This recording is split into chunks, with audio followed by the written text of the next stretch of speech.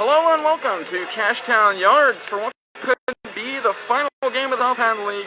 At the very least, it is the penultimate game, Game 4, between the Cashtown Pirates and the Hagerstown Braves.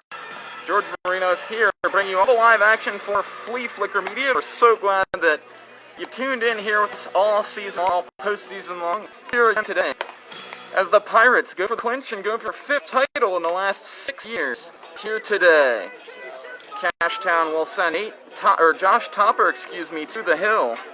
Guy who's thrown in just one game this season. He pitched the clinching game against Hagerstown 2 years ago.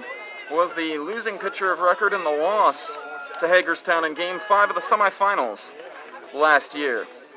Don't imagine he'll be going overly far here today, so probably what amounts to a bullpen game for Cashtown in this one today.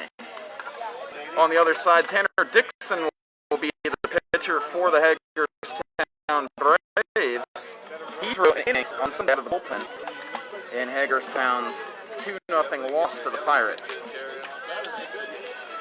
We'll have lineups and defensive alignments here for you in a moment as we're set to get underway here soon.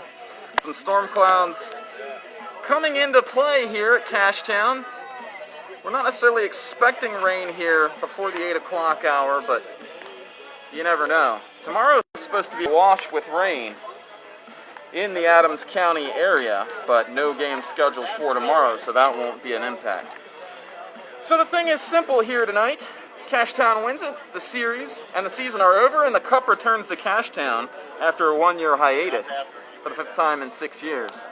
The Cup is in the building here tonight, but if the Hagerstown Braves win, they'll take the Cup back with them to Hagerstown for Thursday and Game 5, which would then decide the winner of this series. Talking to Hagerstown players in the dugout before the game, and they're in good spirits. They like their chances here today, even though they haven't won in Cashtown yet this season in 2 tries. They only have 2 losses and 1 tie on the season, and 2 of them have come here in this building. The other one was at the hands of the Cashtown Pirates at home. So last year for Hagerstown, the last year of manager Mike Kipe as the on-field manager, Hagerstown came through with their first championship in 20 years. Their first since the founder of the Hagerstown Braves, Reno Powell, passed away back in 2002. Simple for them today. They're just looking to keep it going, looking to get it to Game 5, and then they'll take their chances with all hands on deck. These are 2 really clutch, really excellent teams. The 2 best teams in the South Penn League here competing for the title this season. It's been an epic series to this point so far. We're coming off of a game number 3 on Sunday afternoon in Hagerstown, in which the Cashtown Pirates won 2-0. Chase King had the game-winning RBI on a ground out in the 4th inning, and then in the 7th inning, Tyler Reinert added an RBI single. The real story of the day, Austin Kunkel, pitching his 4th game of the postseason. He pitched a complete game shutout, giving up just 3 hits, as the Pirates tamed a Braves offense that averaged 9.2 runs per game during the regular season. Just about ready to go here. The Pirates about ready to emerge from the dugout. Hagerstown over on the other side as they get ready to bat. We'll go over the Hagerstown lineup here for you today. It's Jarrett Biesecker batting first and playing left field. Justin Lewis, the DH, batting second. I was told some of the positions may change for Hagerstown, so we'll try to keep an eye on that as they go out into the field for the first time. Andrew Mathias is the shortstop. He's batting third. Peyton Mason, the right fielder, bats clean up. Walters flip-flopping with Mason back down to the 5 spot now, the first baseman. Ozzie Abreu, the third baseman, batting 6th. Ryan Talbert, the second baseman, that's 7th. Corey Jamison, the center fielder, bats 8th. And Nick Jacoby, the catcher, rounding out the order. The weather in Cashtown's smoking hot here right now. A sultry 91 degrees as Ethan Ketterman, the first out of the dugout. None of his teammates came with him. Oh, they all went out the other side. So the Pirates taking the field for what they hope is the last time this year, as they do this behind their starting pitcher today, Josh Topper. We'll see if it's a true opener mode for him and if they go with a bullpen game. That's the thought here today, as Topper on the season through just 1 game, 2 innings No earned runs, 4 strikeouts, and a walk for him during that appearance on the regular season. So Topper's defense behind him will line up like this. Over at third base, once again for the Bucks, Tyler Reinert. The shortstop, Zach Ketterman. Second baseman for Cashtown, Brock Carpenter. And over at first base, Ethan Ketterman. The catcher for Cashtown is Dylan Ed, the 2020 Gettysburg High School product. The outfield from right to left as we take a look at them. It'll be Mike Temple, anchoring down right field once again. In center field, it's Chase King. And in left field for Cashtown, Simeon Davis. We'll take a look at the Cashtown lineup when they come up to bat in the bottom half of the inning. As Josh Topper set to do the pitching here for Cashtown on this evening that's quickly getting some cloud cover here. It's the 91 degrees that we mentioned a minute ago, a little bit of a breeze blowing through the ballpark. At 91, starting to feel like it's maybe in the mid-80s here now as we're about ready to go. Topper's first start of the postseason. And we'll see how it goes for him. Jared Biesecker will be the leadoff batter. He's coming off an 0 for 3 performance for Hagerstown in game number 3. As he stands in there, the reigning league MVP. 8 for 31 on the postseason, his average sagging down into the 260s. As he's had a couple of rough series. Swing and a miss at that first offering from Topper. And as we said, most of this series, this is a titanic matchup right here, as most of these matchups between hitters and pitchers between Cashtown and Hagerstown are. Topper ahead in the count, no balls and 1 strike. Here's the pitch, that one misses up high, 1 ball and 1 strike to Jarrett Biesecker.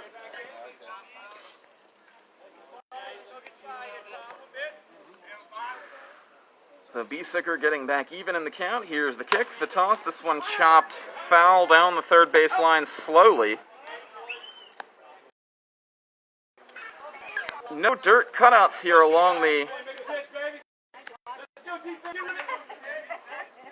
No dirt cutouts here along the baselines in Cashtown, as I apologize, taking care of some moderator work in the comment section. 1 ball and 2 strikes now to Biesecker. Here's the kick. The toss.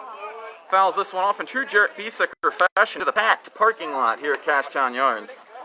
Many people here, although I don't think there are as many as were here for game number 2. Not as large of a Hagerstown contingent. Off down the first base line. They just hope their team can win and give them one more chance to watch this team in person at home. Biesecker hits this one on the ground to second. Up with it is Brock Carpenter, and the first out is recorded on 5 pitches. So good, nice, concise work from Josh Topper. That 91 degrees that we talked about here today, that'll probably become less and less of a factor as the day goes on here, is cloud cover. Justin Lewis, the batter now for Hagerstown. As here's the kick and the toss, and this one misses in the dirt. Lewis, the player manager for Hagerstown, has been DHing throughout the playoffs. 1 ball and no strikes the count. Here's the pitch. Check swing. They're going to look to the first base umpire for an appeal, and he rules that it was not a swing.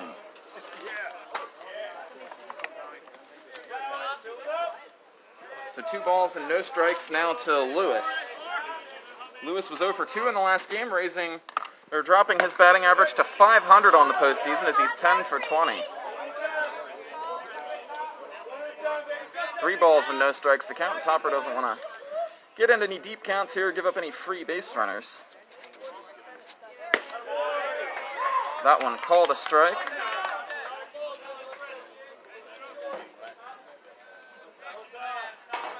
So 3-1, Topper climbing back into the count here.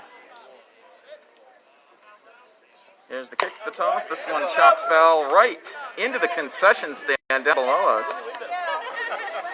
Hopefully no one took that one off the head. Doesn't seem like anybody's the worst for it down there. A lot of laughing and giggling, so What are the odds? The angle of that foul ball, incredible. At least 1,000 to 1, you would say, that a right-handed hitter would hit one there in that location. And it would hop the fence. Lewis lines this one to shortstop. Zach Ketterman there for the catch. And 2 away here now for the Cashtown Pirates as Topper battles back from the 3-0 count. Again, we're not sure how far Topper can go. Talked to him in the days leading up to the game, and he said that he had been doing something of a side throwing program during his internship down in North Carolina, which was keeping him from playing. Andrew Mathias, the batter, he's squaring the bunt. They appeal the first base umpire, and they say he went around. So busy time over there for the first base ump today. 2 appeal calls the first inning. 1 for Cashtown, 1 against Cashtown.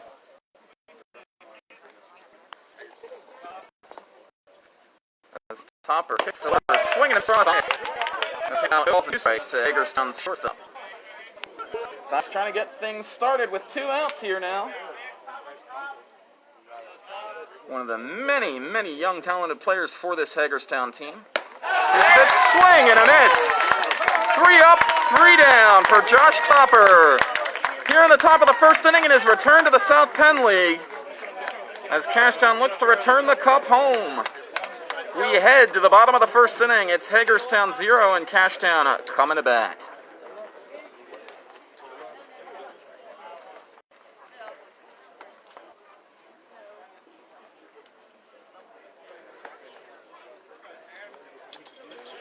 So it'll be Tanner Dixon on the hill here for Hagerstown. He pitched in Sunday's ball game in what amounts to a side session as he worked out of the bullpen.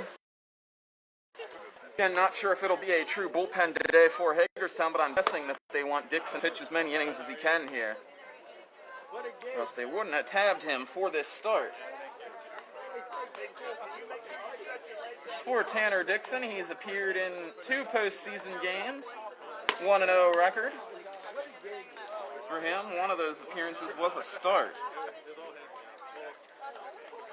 Scoreless relief for him in the top of the 7th inning on Sunday against Cashtown in the losing effort for the Braves. He kept the game where it was and gave Hagerstown a chance to put the tying run on base in the bottom half of the inning. So we'll take a look at the Hagerstown defensive alignment. At third base, it's Ozzy Abreu. At shortstop, Andrew Mathias. Second baseman for the Braves, well, that'll be Ryan Talbert. And you'd think I would remember that eventually, because he's played every game at second base this postseason. First baseman, Corey Walters. Outfield from right to left for Hagerstown, Peyton Mason in right. Over in center is Corey Jamison. And in the left field for the Braves, Jared Biesicker. One of my favorite umpires, one of the favorite umpires in the local area here at the ball game today, calling the balls and strikes. As he brings the entertainment level. Very excited. You can tell he loves to be out there, so we're in for a treat. His umpiring today. Zach Ketterman will lead things off for the Cashtown Pirates against Dixon. Ketterman has 2 home runs this postseason, as there is a strike from Dixon to Ketterman.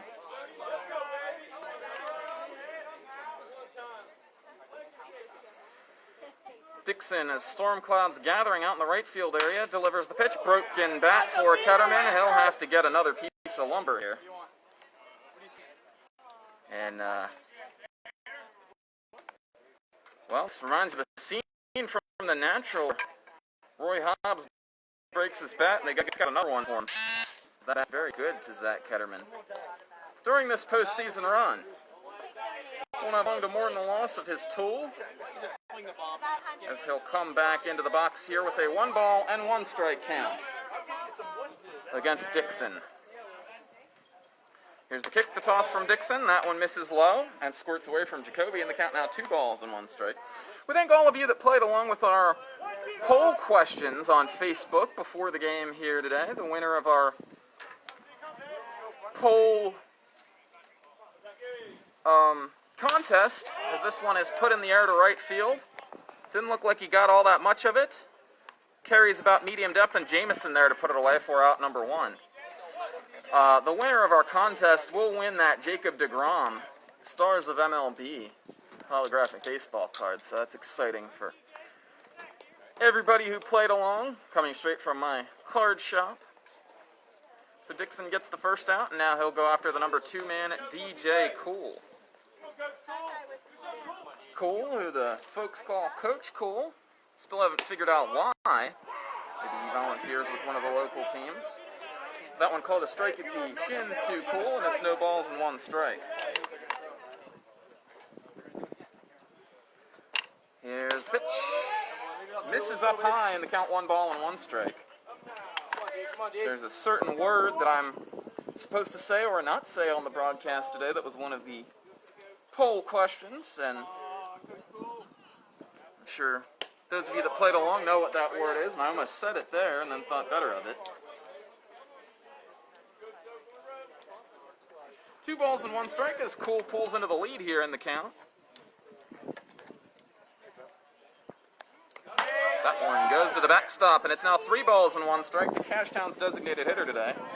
Cool hasn't been playing the field the last couple of series, and Cashtown manager Eric Ketterman said it's just the natural rotation that they have with their ball club right now. No lingering injuries or anything going on with Cool here. Of course, that kind of stuff usually comes out after the postseason is over anyway. Kick the toss, ball 4, and DJ Cool draws a 5-pitch walk. He's good at that. He's an on-base machine. Hit .270 during the regular season, but carried a little bit of a higher on-base percentage because of the walks. Tyler Reinert strides into the box here. He'll take his hacks from the right side, smoothing out the footmarks of DJ Cool, his predecessor. Reinert playing third base, so Cool is his predecessor in the batting order and also his predecessor at third base. As Cool has locked down third base for a number of years for Cashtown, but DHing as the playoffs have rolled along here. Reinert coming off of a 3-hit performance in game number 3. 2 singles, had a double in that one. This one has popped up foul and will leave the playing surface over on the first base side.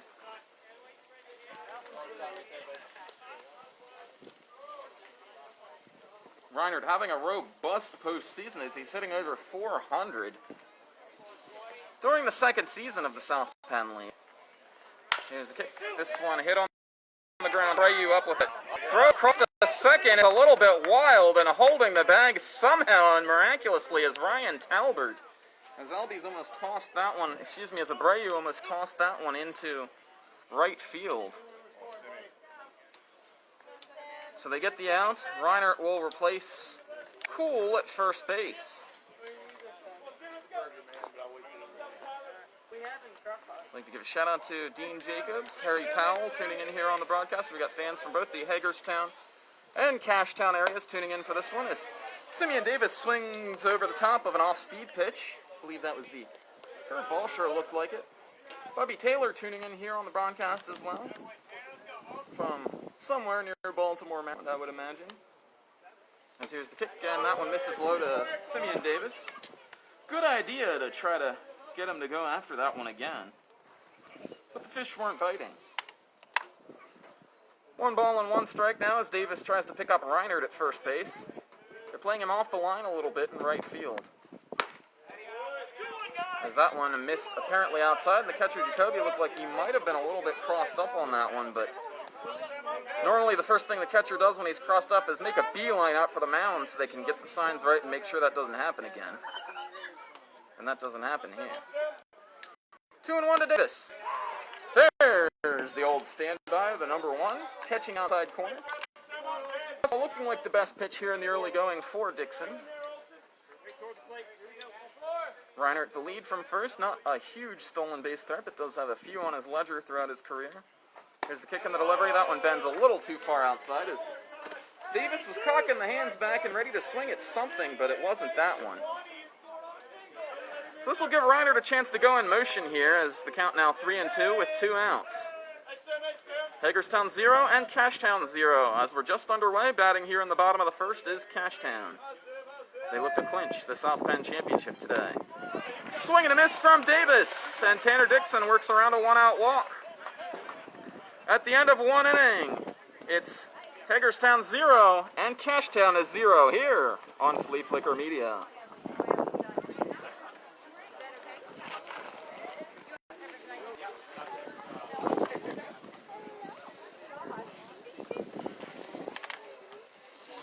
Follow along with us on Twitter as we will keep you guys updated with the scoring updates here.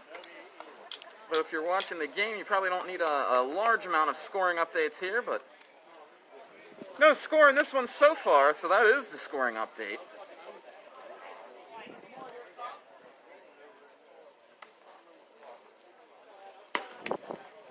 I'd like to give a shout out to our sponsor all year, Battlefield Military Museum, as they've sponsored the out-of-town scoreboard this season.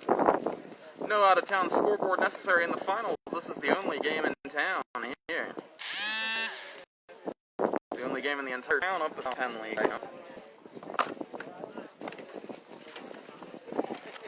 So if you haven't yet, check out Battlefield Military Museum. They're at 900 Baltimore Pike in Gettysburg, Pennsylvania. They have a collection of over 10,000 authentic military items on display from the Revolutionary War on up through Desert Storm. A large selection of Civil War and World War I and II items. Check them out today. Back to action here in the top of the second inning. It's Josh Topper on the hill for Cashtown. Hagerstown looking to break through here in the top of the second inning. They're very familiar with Topper, as he is 1-1 against Hagerstown in clinching games of playoff series the last 2 years, and he hopes that this will be the third straight year that he has the clinching game of the series between these two teams. Peyton Mason, the batter, he's got a lot of power packed into that muscular frame of his as he stands there, and the count 1 ball and no strikes. To Hagerstown's right fielder, Mason. He tore it up in last year's South Penn Championship Series, hit a grand slam in game number 1 of that series. Ahead in the count 2-0 here. Been a little bit of a cooler series for him here this year. 0 for 3 in game number 3. 7 for 18 on the postseason. Takes a strike at the knees. Boy, there's some rain off in the distance out in the foothills here of Adams County, as you can see it coming down off in the distance, and I hope that system is headed to the south rather than headed for us. As Mason swings and misses at that one. As behind Josh Topper, there's mists and rain coming down in the clouds out there, but here at Cashtown, you're good as long as it doesn't come straight down the mountain from left field. Topper with the kick. The pitch, swing and a miss, and he gets Mason for out number 1. So number 00 with another strikeout for Cashtown here. And the lack of innings for him this year may not come to be a factor if he can continue to be as pitch efficient as he's been to start this one. Corey Walters will look to spoil things here for Topper. As that one, it dips down and in. A lot of movement on that one, whatever that was. Perhaps that's the slider. That thing was spinning like a top down and in and misses. And now it looks like Walters has gotten something in his eye, and it appears to be more than a passing situation here. He's really digging in there. Now, the last thing you want to do as a batter is step up there against a college-accredited pitcher like Josh Topper here without your full vision. Here's the kick and the toss from Topper. That one catches the zone for a strike to Walters. Walters was moved up to the cleanup spot in the last game and went 0 for 3. He was red hot coming into game number 3. Chopper, that's going to go foul. 1 ball and 2 strikes now. To the first baseman for Hagerstown, the Shepherd University product. He'll be a junior there in the fall. He'll look to take a South Penn League title with him to school. He did that last year, and he'll look to do it as a back-to-back semi-pro champ for the first time. Topper set to go. Here's the pitch. Walters ropes that one to right field, and that's in there for a single. Frozen rope, as they call it. Sounds like something they'd sell at Rita's. For Walters, and not some refreshing frozen ice treat. As the rain is now coming down, we feel a couple of drops in the booth here, and this is what we'd hoped wouldn't happen here today as Ozzy Abreu steps into the box. Abreu will try his hand against Topper here now with a runner on, and Walters with a nice lead over there at first as Abreu takes that one in the dirt.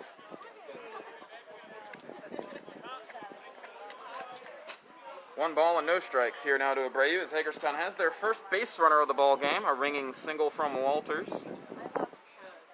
7 for 22 now in the postseason for him as Abreu is behind that heater.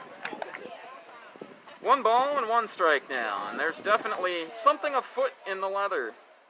The wind rustling the trees on the right-hand side. Not sure what the contingency plan would be for a suspended game or a game that doesn't reach 5 innings here. But I have to imagine they would be coming back here tomorrow, Hagerstown, Cashtown, to play on Wednesday. And the forecast not very good for Wednesday, so there could be a real wrench thrown into the final games of the South Penn League Championship Series 2022. One ball, two strikes to Ozzy Abreu. The kick, the toss, misses down low. He spit on that one, and the count 2 balls and 2 strikes now. So glad all of you tuning in here with us today on the broadcast. We finally got things working, not really having technical difficulties today, and we're thankful for that. It's also the worst weather we've had of the series, so go figure. We're whipping in through the ballpark, so we got to get our windsock on the recording device here as Topper looks in. Abreu hits that one to the right side. That's through for a single. And Walters will pull up anchor at second base, and 2 singles here back-to-back with 1 out for Hagerstown. Not only something afoot in the weather, something afoot in this Hagerstown top of the second inning. George Marino's here bringing you all the live action. We'll be here with you from first pitch to last, and we'll be here with you from first pitch to last if there is a necessary Game 5 later on this week. Ryan Talbert looking to further that cause as he gets a big leverage situation here early in the ballgame. Ketterman in at first base. Here's a step off by Topper, and he'll look Walters back to second. With that runner at second, they don't really have to hold Abreu. Here's the square and the bunt from Talbert. This one is going to go well foul. Surprised he's bunting here with 1 out, and he's certainly not doing it to sacrifice with that being the case. And it's like Cashtown knew it was coming. There aren't a lot of scouting reports here in the South Penn League. You don't get to see the other teams play a lot except when they play against you, or when we have them on the national broadcast of the week, or at least the league broadcast of the week. Talbert did drop down a bunt single already in this series, game number 3.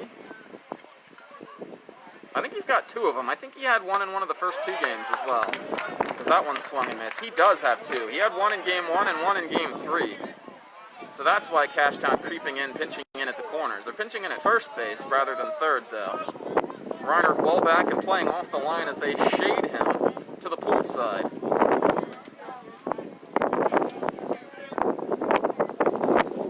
Talbert, who at .418 on the regular season, a truly breakout campaign for this young man, and certainly a candidate for the South Penn Young Player of the Year award. Topper looking at the runner, the pitch. This one popped up. Topper giving that one a glance as it heads out of play. 2 strikes now here to Talbert. He's fouled a couple of pitches off.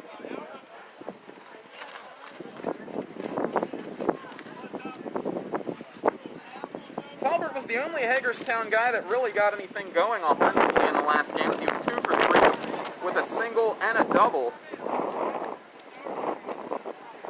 This one chopped to first. Ketterman's got it.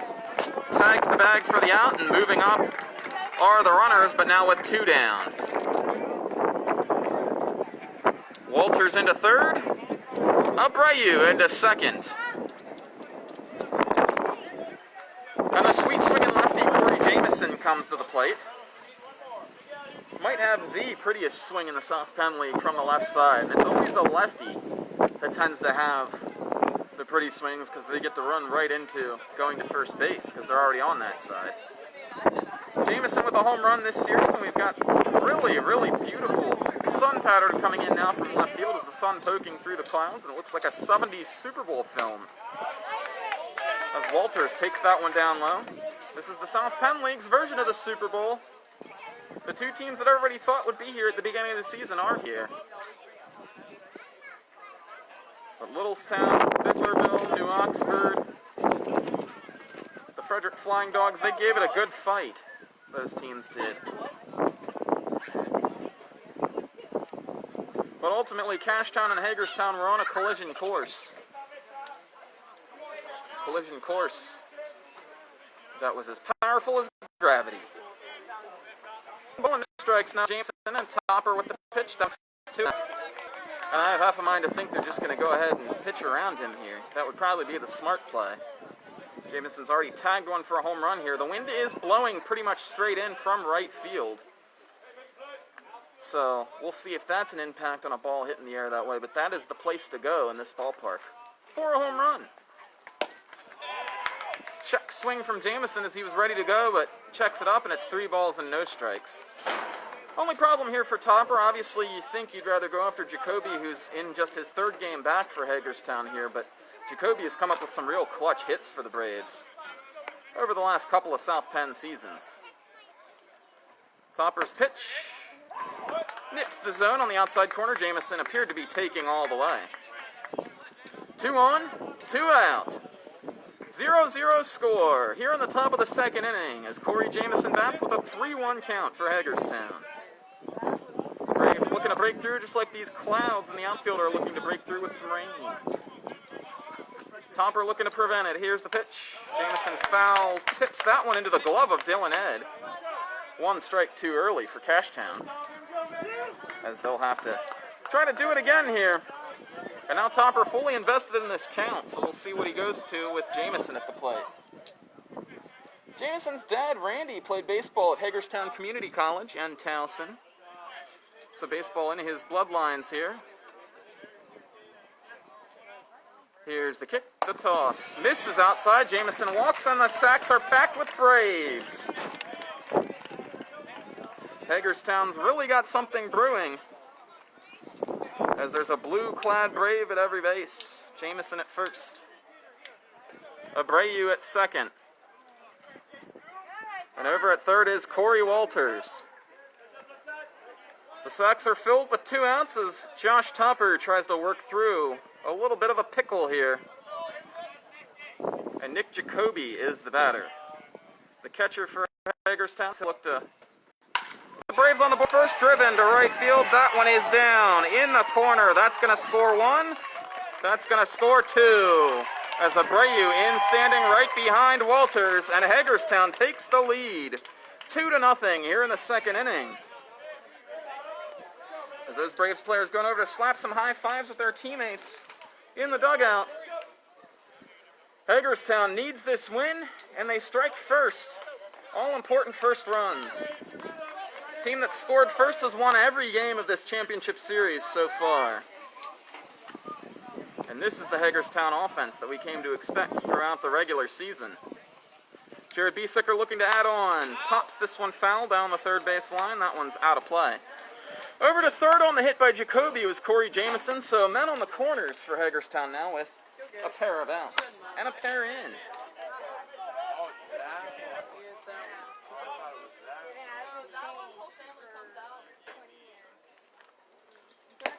Swing and a miss by Biesecker, and Topper made him look a little foolish there. And it's a tough thing to do to a really good hitter in Biesecker.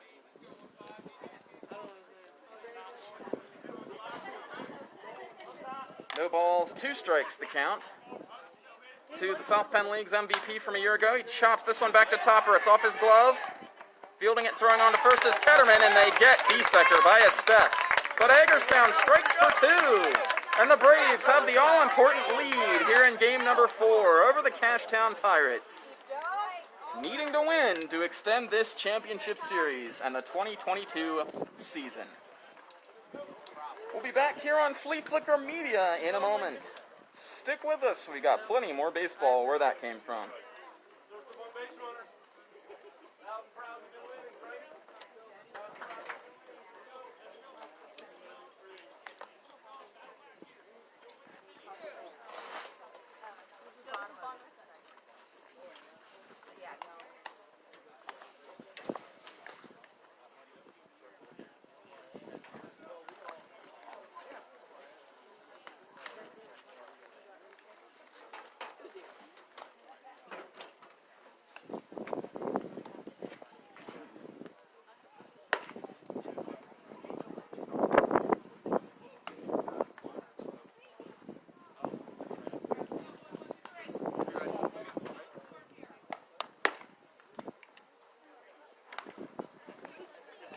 George Marino is bringing you all the live action of the South Penn League Championship Series and the South Penn League for a third year. And we hope to be here for many years to come as our partnership with this league continues to grow. We're appreciative for the opportunity. And we're appreciative for all you folks tuning in from wherever you're tuning in from. It's not just the Hagerstown and Gettysburg areas for these two teams. There's interested onlookers from around the league tuning in as well, as they want to see how this story ends up. Hagerstown's not ready for the dance to stop, as they set numerous league records during a undefeated regular season this year. But their backs are against the wall in the championship series here, down 2-1 after their first 2 losses of the season. Cashtown, the current dynasty in the South Penn League, Hagerstown trying to unseat them. Hagerstown is the defending champs. But if they win back-to-back here, you got to think right now they're the team. But if Cashtown wins this one, then their dominance is reasserted a little bit. Chase King will lead things off here against Tanner Dixon in the bottom second inning. As that one apparently missed. And 1 ball and no strikes, no chance to King.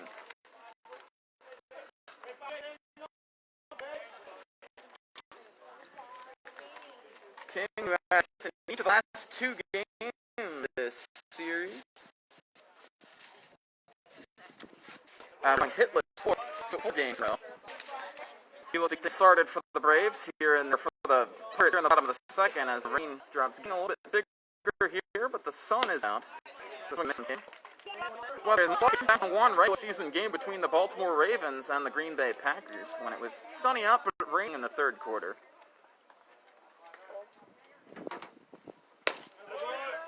Called a strike at the knees, and the count even 2-2 to King now, as Dixon looks to front run with this lead that he has for the first time here today. The Braves up 2-0 after a 2-run single by Nick Jacoby. Fouls that one off, and I think that got through to the home plate umpire. And the catcher Jacoby out to the mound. Give the ball back to his pitcher and give the umpire a chance to collect his breath here. The brotherhood of catchers and umpires. Give a shout out to Michael Hallbaker tuning in here on the broadcast. I believe that's the Michael Hallbaker who pitches for Hagerstown and pitched earlier on in this series. As King chops this one to first. Bobbled by Walters, but he gets it over to Dixon for the out. I was watching a Major League broadcast, and I think it was the Sunday night game on ESPN, and the pitcher was late getting over to cover, and it ended up being a base hit for the batter because the first baseman bobbled it and had nobody to throw to then, and they were saying on the broadcast that you're just used to looking up and the pitcher's already there, and that's such a relaxing feeling knowing that the pitcher's already there, and that's what Dixon did. Helped his man Walters out. There's a strike to Mike Temple. Looks to pick up the fight for Cashtown here. Temple batted out of the cleanup spot in the last game, was 0 for 3, and now slides down a couple spots in the order as he hits this one to the right side over to field it, and throwing on to first is Talbert. Submarine style, a la Tanner Byers or Mark Rogers. 2 down for Cashtown as Dixon really looking good out there here in this one. Well, there's 3 areas in the game of baseball. Coach Greg Daskovich of Gettysburg High School told me back in the day. hitting, pitching, and fielding. And if you win 2 out of those 3 categories, you're going to win pretty much every game that you do that in. Here's the pitch. It's outside. Right now, Hagerstown winning the hitting and the pitching category, so they're ahead in this one. Dylan Ed, the hero of Game 2, stands in there. That one misses, and the count 2 balls and no strikes now to number 9 for Cashtown. Number 9 batting in the number 7 spot. It's been the catcher for Cashtown, taking over for J.C. Collins this year, and wrapped out a 301 batting average and 31 batting. None bigger than the 2 runs he batted in game number 2 of this series. 1 to tie in the 6th, 1 to win it in extras. Sorry, Coach. Smoke coming up from the grill, and I got to tell you, it smells lovely down there. And swinging is from Dylan Ed, the count 2 balls and 2 strikes. Always love coming to Cashtown. You get the great camera angle that we get here on the broadcasts, and get to smell some really good food. Not a lot of places in the league have a active snack shack. As that one misses inside, 3 and 2. Biglerville is one of those places that has a snack shack. That one pretty good. The Littlestown Dodgers used to have one, and the chief item they had there was the Dodger dog. Never got one, so I don't know exactly what was on it, but it sounded good. The full count pitch misses down low, and Dylan Ed will discard the bat as he heads down to first base with a 2-out walk. And if nothing else, Cashtown looking to turn the lineup over here, but Ethan Ketterman's got some big plans for this at-bat. So Ketterman in the 8th spot, and then Brock Carpenter after him. With Dylan Ed at first base, Cashtown trying to fight back from a 2-0 deficit. Nothing surprises me when Cashtown's playing at home anymore. We've covered 3 Cashtown games here in the postseason at Cashtown. All 3 of them have ended in walk-offs. So there it's no stranger to playing and winning tight games. Hagerstown played and won some tight games this year too, but during the regular season, 14 of their 29 wins were via the mercy rule. And Mrs. High and the 1-1 to Ethan Ketterman. There's a fixture in the 4th championship series. It was Dixon to the belt, the kick, the throw. Off-speed pitch, changes it up, gets it over for strike number 2. 1 ball and 2 strikes, now the count. I'd like to give a shout out to Tyler Martin, Steve Bell, tune in here, friends of the program. Happy that you've decided to pick up some South Penn Baseball League action. This is the game to see. Strike 3 called, Kevin doesn't like it, nothing he can do about it, and Dixon continues to roll. As he's through 2 innings, scoreless, Hagerstown in a must-win, leads it 2-0 in Game 4 of South Penn League Championship Series.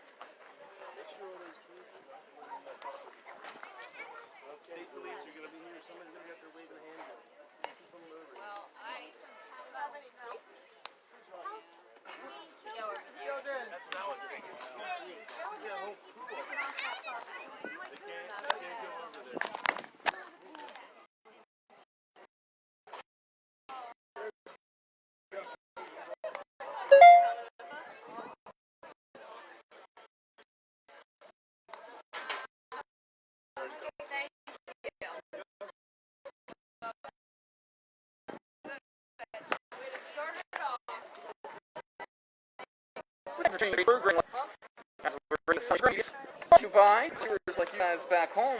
So if you guys have a business and you want to sponsor our broadcasts or Hanover Rhinos broadcast in the spring or the other very semi-pro spring that we cover throughout the year, just shoot me a message on Facebook or Twitter, wherever.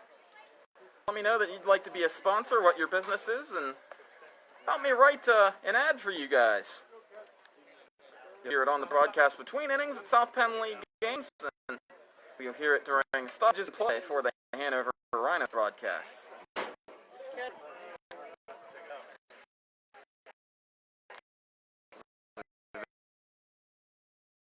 Been doing Rhino's broadcast since 2017. Did not have any this year. Josh Topper will deal with 2, 3, and 4 spots in the Hagerstown order. That means Justin Lewis comes to the plate again. Lewis, the designated hitter for Hagerstown here today. 8 down low on no six. Thank two of our very best tuning in here. So we're thankful for all the viewership. That one misses outside. The count 2 balls and no strikes now to Lewis. First time up for Lewis. He lined out to shortstop Zach Ketterman. Count 3 balls and no strikes now, and it's the second time Topper has worked a 3-0 count to somebody. Here comes the kick, the pitch. Taking all the way is Lewis, manager's orders. Easy to communicate that when he is the manager himself. 3 balls and 1 strike now. The count is Topper. Staring in like Roger Clemens. Here's the pitch. Misses outside. Ball 4. And Lewis, a leadoff base runner. Hagerstown looks to put some distance between themselves and the Pirates, who are leading the series. Best thing you can do when you play Cashtown in Cashtown, get a big lead and keep adding to it. Because this Cashtown team just never gives up. Here goes the runner, Lewis. Matthias swinging and pulls it back. That ball goes to the backstop, and Lewis into second with a stolen base. So 3 licks to bring Lewis home. We'll see how many of them Hagerstown needs. As Topper will go after Matthias. Behind in the count, 1 ball and no strikes now. Matthias struck out swinging his first time up on 3 pitches. Timeout called by the batter, Matthias. The storm clouds that were off in the distance appear to be going to the south of the ballpark here towards Gettysburg and the Mason-Dixon line. As here's the pitch. Misses inside. 2 balls and no strikes now to Matthias. Last thing he wants to do now is put 2 guys on with nobody out for Peyton Mason. Poke the sleeping bear, so to speak, over there. So that one misses outside. 3 balls and no strikes. Mason on deck has a lot of power. He hit a home run in this ballpark last year during the regular season when Hagerstown was wearing the baby blues. That was one of our Thursday night league telecasts. Ended up being outside of Hagerstown. As there's a strike to Matthias. Lewis out at second base with his leadoff walk. Middle of the Hagerstown order is up here in the top of the 3rd inning. Topper to the belt. The sides up here, back-to-back walks to start the 3rd inning. As Hagerstown looks to put some distance here. And they're off to a good start. Meeting on the mound here is Eric Ketterman out to the mound wearing Nathan Holt's number 50 jersey.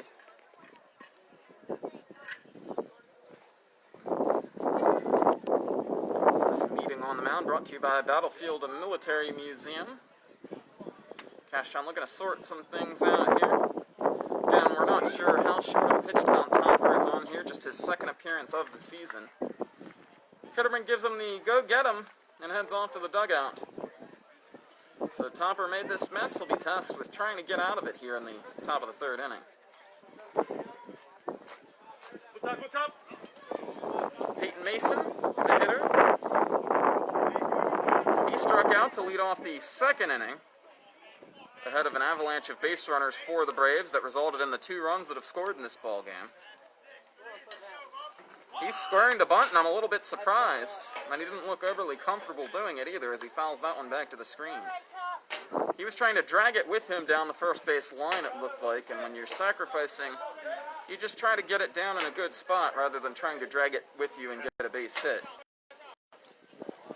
Well, throughout the South Penn League, the bunt is alive and well, and all throughout the order for all these teams, it seems like anybody can be asked to bunt at any time. Squaring again is Mason, jabbing at that one, and fouls it up against the screen, so undoubtedly the bunt will be off here on 0-2.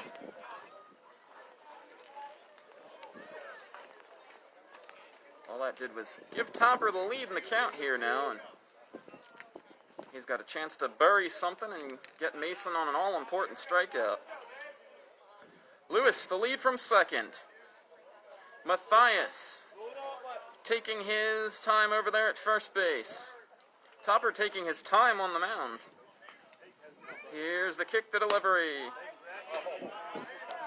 Looked good from the side view to some of the Cashtown fans over here, but I think it was a little bit outside. You can usually tell from the players on the field. They'll let you know from their body language whether or not a pitch was actually in the zone or not. 1 ball, 2 strikes the count. Strike 3 called as that low portion of the zone has been there today in the early going, and just Topper with a huge strikeout. He sets Mason down on 3 strikes for the second consecutive time. Still 2 on for Hagerstown, but now with 1 out. And Corey Walters, who singled and scored the first run of the ball game, will look to drive in the 3rd run of the ball game. Check swing as that one misses in the dirt. 1 ball and no strikes. Back-to-back walks to start off the inning, then a strikeout of Mason. It's been a very 3 true outcomes type of inning, a modern baseball type of inning. A lot of the traditionalists rolling over about the style of play here these days, but South Penn League, you get a few more balls in play than you see up at the higher levels, up at the major league levels. That one fouled off the screen here.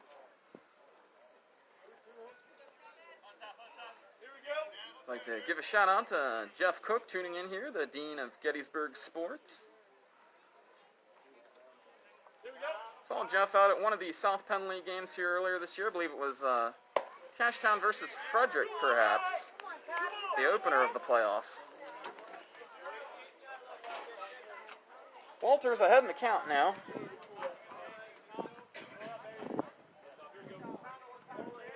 It's turned into a beautiful evening here at the ballpark as those clouds and a little bit of showers off in the distance cooling everything off. Backing Walters off in the count, 3 balls and 1 strike as Topper continuing to get encouragement from the fans here at Cashtown and from his teammates in the dugout. 1 wayward, 1 away from loading the bases for the 2nd consecutive frame. Topper checks the runner. Here's the pitch. This one is driven to right. That's in there and hops over the wall for a rule book double. It's possibly going to cost the Braves a run.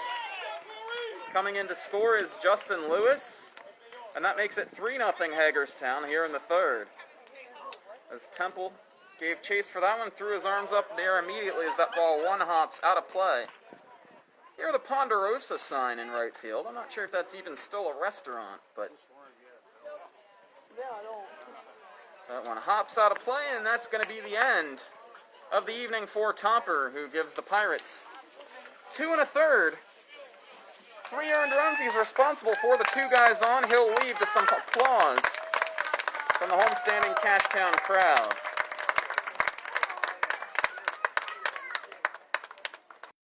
We'll give you some insight into the new pitcher once we figure out who it is. Hagerstown will have the 6, 7, 8 spots in their order coming up to face the new guy. Simeon Davis making the walk out to the hill. He was warming up in the bullpen on Sunday towards the conclusion of game number 3. Austin Kunkel was able to finish it out himself, but Davis was ready to go, so Davis will get used out of the pen here in this one. Taking a look at Davis's stats on the year. 24 1/3 innings pitched during the regular season. 4-1 record, 144 earned run average. Struck out a whopping 35 guys this regular season. He's appeared in a couple of playoff games. He has an 0-1 record for Cashtown, as he was the pitcher of record in the second game against Frederick. So Hagerstown 3 and Cashtown nothing. Davis will inherit quite a boiling hot pot of soup here, as there'll be runners on second and third with just one out for Hagerstown. Hagerstown is gathering around second base. What their next play may be. It'll be interesting to see if the Pirates bring the infield in here, not wanting to get behind by any more here in the early going of this one. Hagerstown has 3. They put 2 up in the second, 1 in the third. And Tanner Dixon pitching a shutout right now for Hagerstown. If this holds up, we'll have a Game 5 on Thursday from North Hagerstown High School, and we'll have it for you. We'll have it for you if there is a Game 5. That one would start at 6 o'clock p.m. on Thursday. It'll be the winner-take-all decisive game. We come into this one tonight with a chance for the cup to be awarded and the championship to be won. But on Thursday, if there is a game, the championship will definitely be won that day. Davis, who also plays the outfield for the Pirates, the mainstay in the batting order. He's batting in the cleanup spot here today. So he comes in from left field, and that means there's some defensive shuffling for Cashtown here. And we'll figure out here for you who's gone into left field for Cashtown. I believe it's a straight-up switch. Whoever goes into left field is coming into Toppers, or is coming into, well, I'm not sure where they'll go in the batting order because Topper wasn't hitting. Back to action here. Azazi Abreu the batter, and Dylan Ed smothers that one. With the runner at third, coming about a third of the way down the line. That's Andrew Mathias.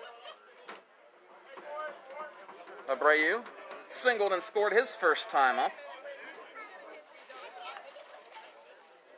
He's coming off an 0 for 3 game on Sunday. Looking to get things back rolling. He missed game number 2, so he's been hitless for a couple of games until his appearance earlier on in this one. That one bounces in the dirt. Ed blocks that one too. Davis maybe with some early game jitters here. Appearing in the championship series for the first time this year. Of course, Cashtown has been to so many championship series, and they've got so many players that have been around with them for a number of years that most of these guys have appeared at some point in a championship series. Davis has appeared in the championship series, just not as a pitcher this year. Abreu with a 2-0 count. The base is open at first. There's a bender. He couldn't harness the fastball in the first 2, so tries to get the secondary offering over and misses just below the knees with that one. 3 balls and no strikes the count. Hagerstown building a real inning here. 2 on, 1 out. 3-0 the count to Abreu, and they might give him the green light here. So that one bounces off the plate, and Ed with another block. He had to block 3 of the 4 pitches in that at bat. And the bases are now loaded for Hagerstown once again. Well, almost a stunned sort of murmuring going on around the crowd here now, as I think a lot of people thought Cashtown was going to come in here and get an early lead and ride off into the sunset in this one here today. But Hagerstown had a 35-game unbeaten streak in the league, and they didn't get that for no reason. Ryan Talbert, the batter now. He tried to bunt his first time up and fouled it off before ultimately grounding out to first base. He takes strike number 1 from Simeon Davis. We'll see if it'll be Davis the rest of the way for Cashtown, or if they have a host of other arms ready to go behind him. Here's the kick, the pitch. This is down low, 1 ball and 1 strike from Davis.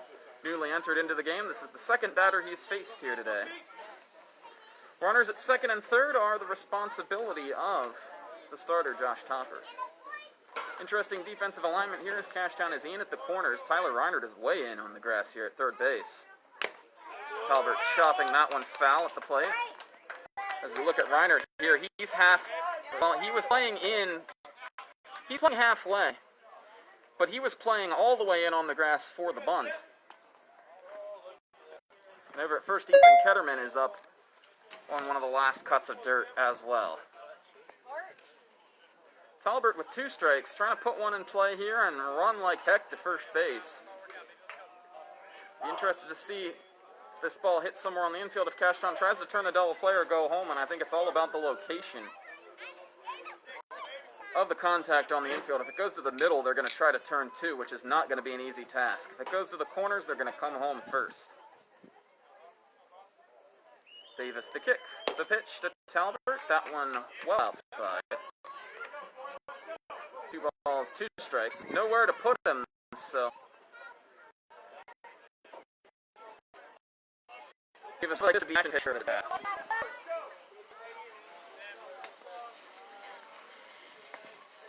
Bases loaded, 1 out for Hagerstown. Here in the third, the kick, the throw, miss outside, and the count is now full. Boy, the situation here. The runners won't be in motion because the bases are loaded, and a strikeout would run them into the final out of this inning. But sure puts a lot of pressure on the pitcher, and a lot of pressure on the pitcher puts a lot of pressure on the defense. Kick, throw, strike! 3 called, and Talbert tossed the bat away as he was headed down to first base. He didn't agree with the call. He'll head over to the first base side dugout as out number 2.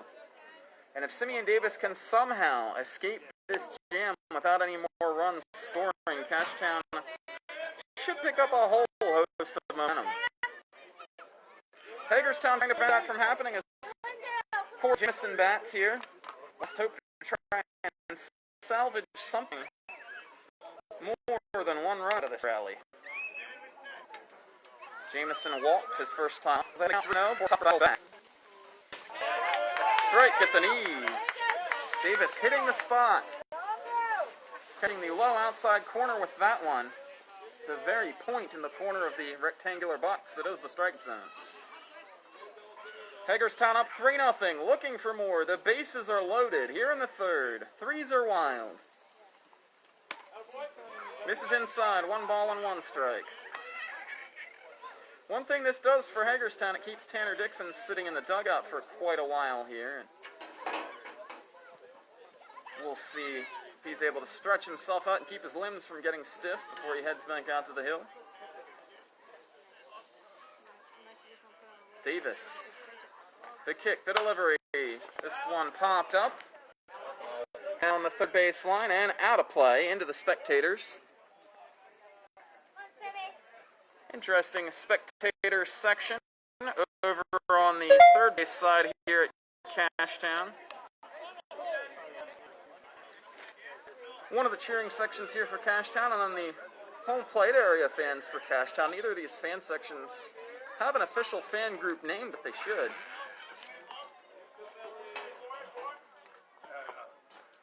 One ball, 2 strikes the count to Corey Jameson, looking to put that sweet swing on this one and drive one down into the corner. Here's the kick, the toss. Fouls that one off at the plate, and Dylan Ed could not hold on to it. As a catcher, impossible to practice catching foul tips, so that'll be hard on himself for not catching that one, but really not his fault. And the count will hold steady at 1 ball and 2 strikes. Andrew Mathias is over at third. He's been there since there was 1 out in the inning. At second base, that's Corey Walters. And at first base is Ozzie Abreu for the Braves as they look to blow this one open. Davis, ready to throw. Here's the pitch. Just missed down low, and the strike zone's been dancing a little bit here, so anything that's close to the knees, the fans start thinking it's going to be a strike. This is down low, 2 balls and 2 strikes, and Davis certainly getting some pitch count mileage here to the first 3 batters that he's faced in this ball game. Got to be over 15 to this point. Timeout called at the plate. The batter Jameson requesting it. Jameson trying to pick up his teammate Talbert, who struck out looking on a full count pitch. These bases loaded situations are like power plays in hockey. If you don't score on them, the momentum goes zooming the other direction. Timeout called once again as this 2-2 pitch is the pitch that just does not want to happen. And it's one of the biggest spots of the ball game here. The previous at bat to Talbot, probably the biggest spot of the ball game so far, aside from the 2 RBI hit by Nick Jacoby. This at bat quickly shaping up to be another one. Here's the kick. Swing and a miss, and Simeon Davis comes out of the bullpen to offer a huge escape act for the Cashtown Pirates. Davis strikes out Jameson. 1 scores, 4 bases. They do it on 1 hit, no errors, and the bases left loaded. At the end of 2.5, it's Hagerstown at 3, and the Cashtown Pirates nothing.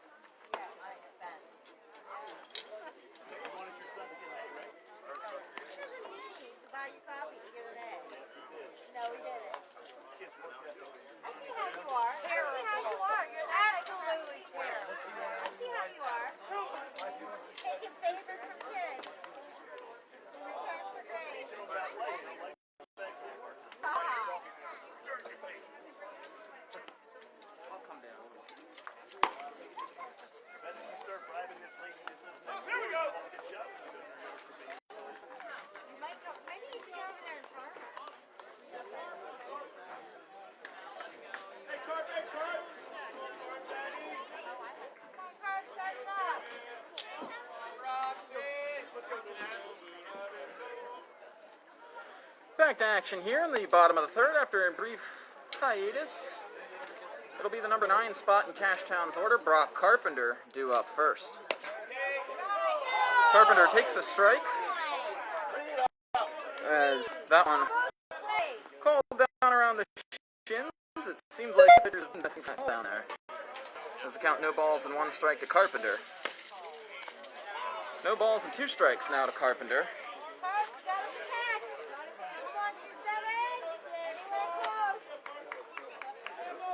For Carpenter, he's a welcome addition back in the lineup here for Cashtown.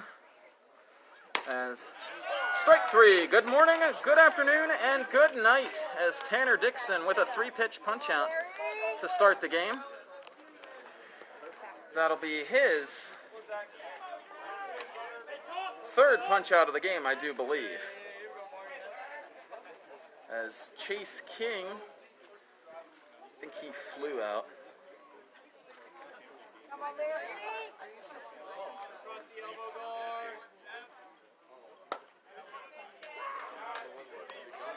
So strike number 1 to Zach Ketterman, who's batting here now.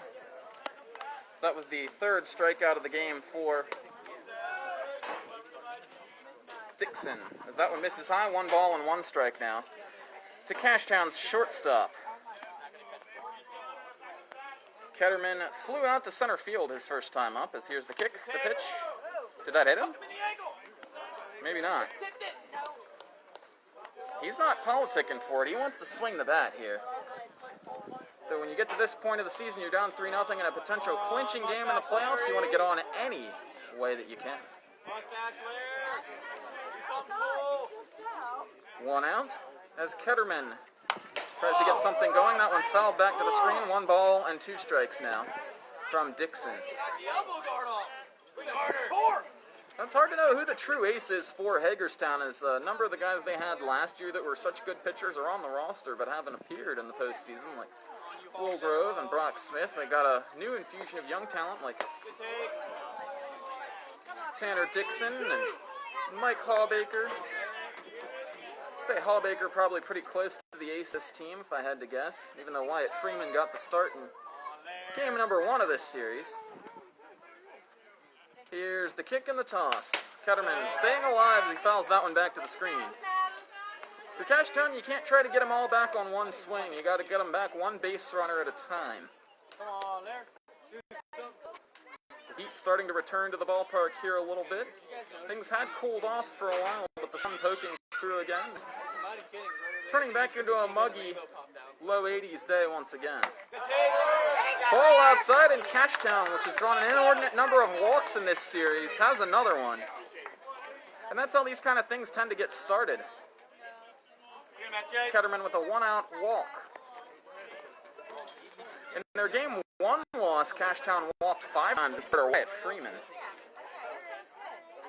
So now in the number 2 spot, we've got a pinch hitter here for DJ Cole. It's Aiden Julich, and I believe Julich is the one that went into left field then, because he's way late on that one. Fouls it up against the screen in front of the Hagerstown dugout. So Cole done for the day now.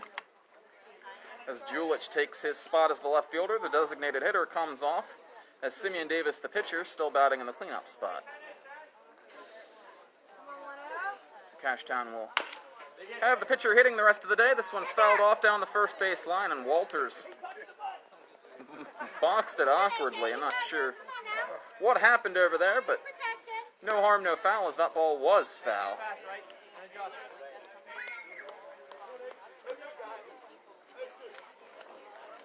Julich has appeared in this series. Played in game number 1 of the series. Came in out of the bullpen and got a couple innings of work under his belt against Hagerstown. Misses that one up high.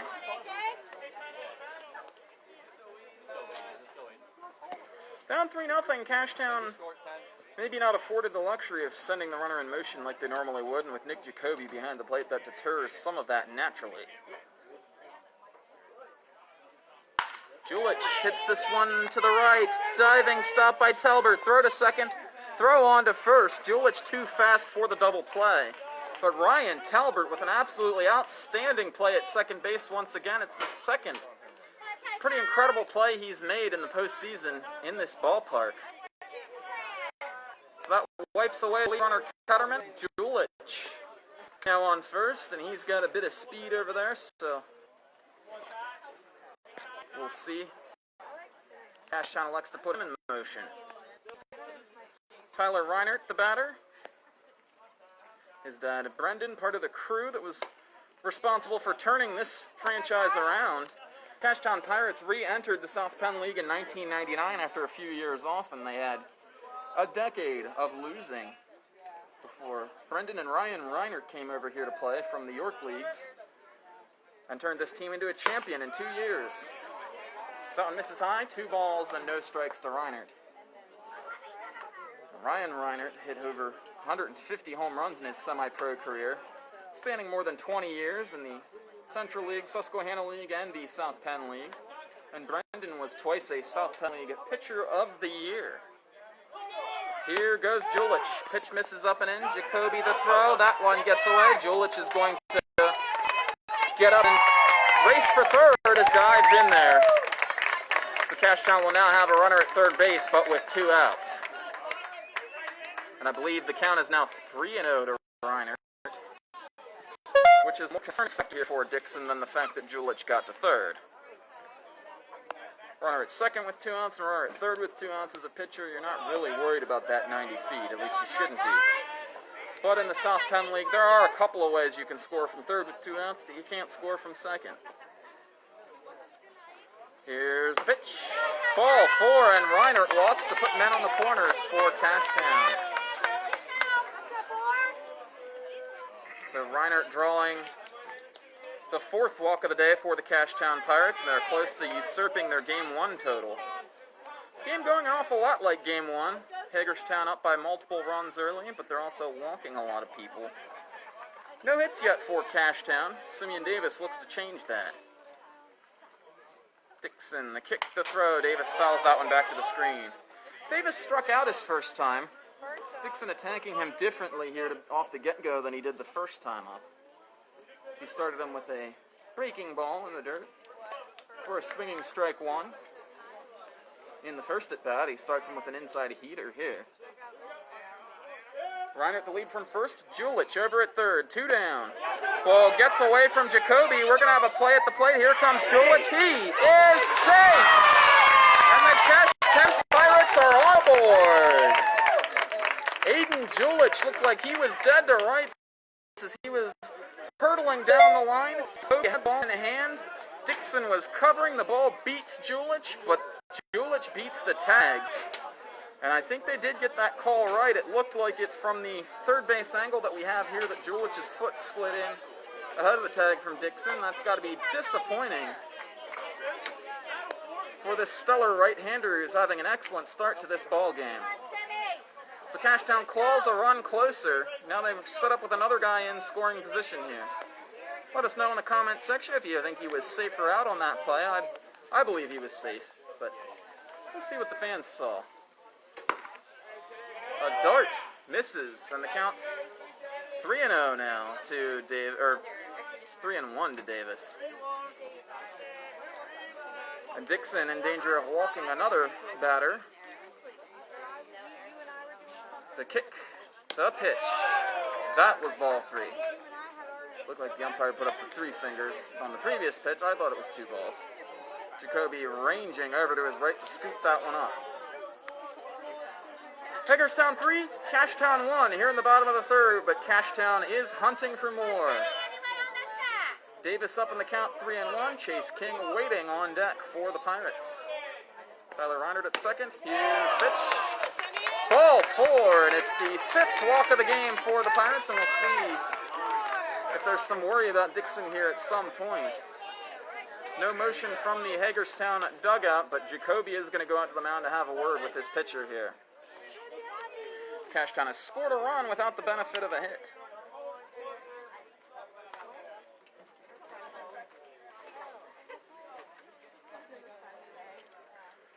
Three walks this inning, and that sets things up for Chase King now as the meeting on the mound breaks up.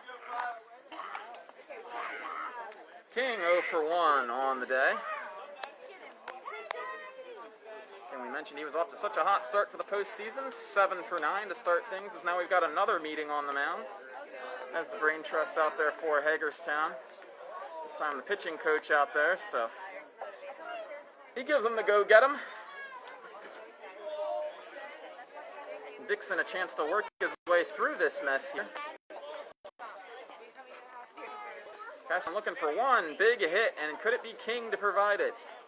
Dixon looking for one big out to get his team back to the bat rack, where they hope to add more runs to this now tenuous lead. Reinert the lead from second. Davis the lead from first. Here's the first pitch to King. That one misses. 1 ball and no strikes. To Chase King, a 2011 graduate of Gettysburg High School and also twice a winner of the South Penn Pitcher of the Year Award 2013 and 2019. Called a strike. That's the spot that's been a strike all day. And the count 1 ball and 1 strike. The batters and the fans may not like it, but if it's consistently there for both sides, you got to adjust the hit. As King chops this one back to the mound, Dixon will run it towards first. Throw is a sinker over there, but it's dug out by Corey Walters, and Tanner Dixon tiptoes through the minefield. At the end of 3, it's Hagerstown 3 and Cashtown 1 here in a must-win Game 4 for the Hagerstown Braves.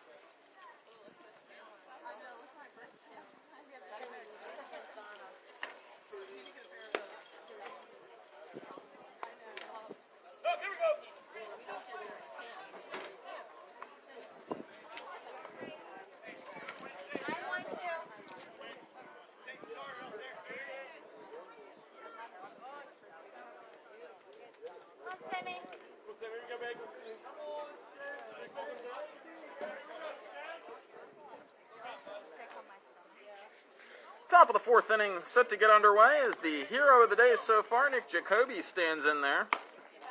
Jackknifes away from that one. 1 ball and no strikes the count. Jacoby with the big blow in the bottom of the second inning came up with the bases loaded and 2 outs and roped a single down into the right field corner that scored the first pair of Hagerstown runs in this one. Kicking the toss from Davis as that one catches the knees. 1 ball and 1 strike to the Hagerstown catcher. Looked like Topper worked around Jamison to get to Jacoby in the first time. Jacoby made him pay with another one of his clutch hits.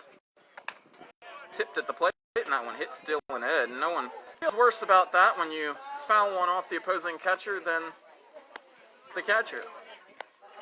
The catcher at the plate, I mean. Because you know what that's like. You know the pain of taking one off the forearm or somewhere off the body. Even the areas where there's padding, it still hurts to some extent. That's why they call catcher's gear the tools of ignorance. We've got 2 of the more high-profile catchers in the league right here. As Jacoby with a 1-2 count pops this one foul and out of play. Hagerstown 3 and Cashtown 1 here in the top of the fourth. George Marinos bringing you all the live action here on Flea Flicker Media. This keeps up, we'll have game number 5 for you on Thursday from North Hagerstown High School. Same bat time, same bat channel, different bat day, and different bat venue as well. This is outside the count, 2 balls and 2 strikes now to Jacoby, who's known for wearing the high knee socks, he always has. His knee socks are pretty awesome too, they're Hagerstown Braves ones, they got the little Warrior head logo on them. Is that one called a ball?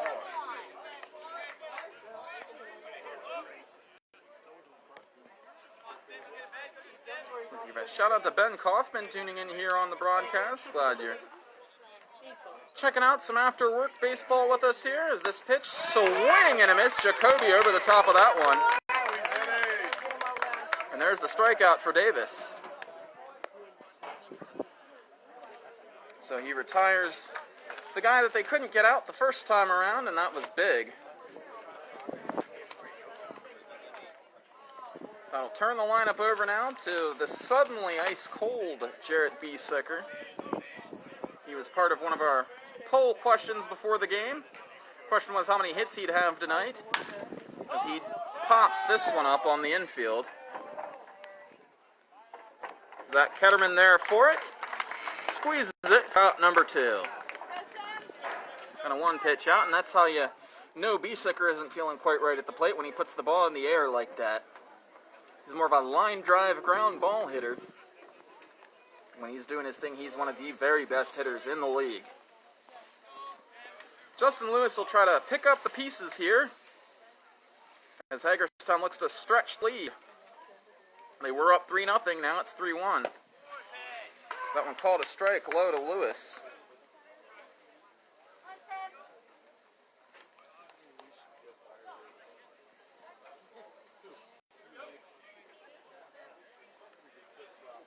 So that pop-out broke a streak of 3 straight strikeouts for Simeon Davis. That one misses in the dirt and goes to the backstop. Count 1 ball and 1 strike. Well, this has been an absolutely great week and a half here covering this championship series. As it were, it's been more like a week.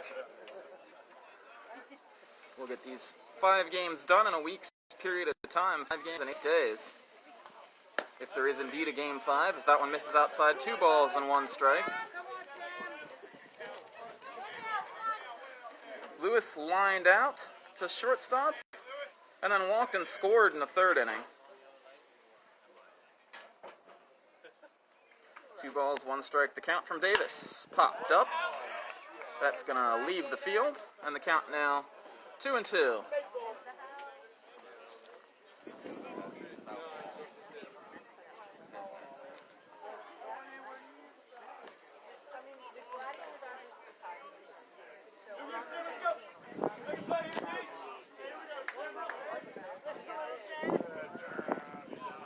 Davis peering in for the sign. 2 outs here in the top of the 4th inning. Here's the kick, the throw. That one misses low, and the count is now full. I should call him Simeon Full Count Davis because that's been what he's done without question here today. Running full counts on a number of the hitters he's faced since coming in last inning. Lewis looking for something good to hit or looking for a way on? Here's the toss, popped up. Chasing it is the pitcher Davis. Like a center fielder coming in on a blooper, but that one out of play.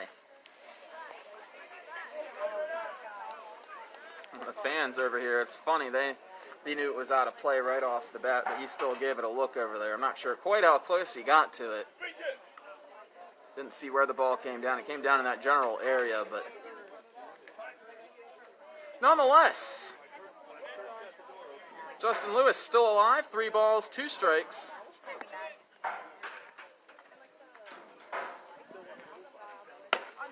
Ball 4 high, and Lewis walks for a second consecutive time.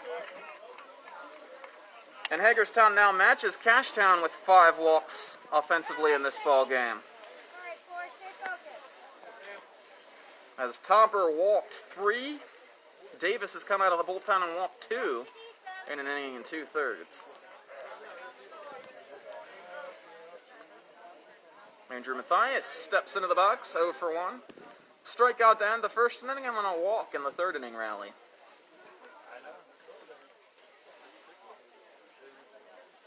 Davis will go from the stretch now.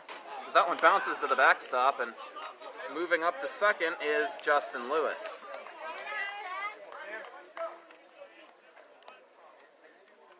Similar to what Lewis did on the bases his last time up, he walked, moved to second, but that was with nobody out. This is with 2 outs. So Hagerstown 1 lick to get him in.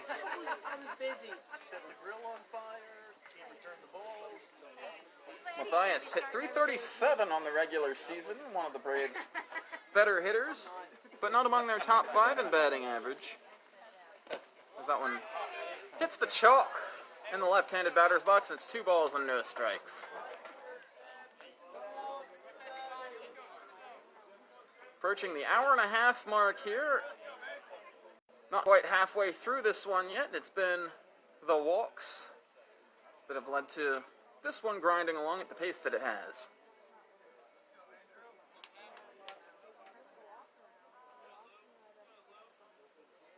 The 2-0 pitch from Davis. This one is driven to center.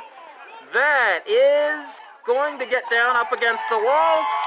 Walking in to score is Lewis. And Hagerstown restores their 3-run lead as Justin Lewis in to score for the 2nd time here today.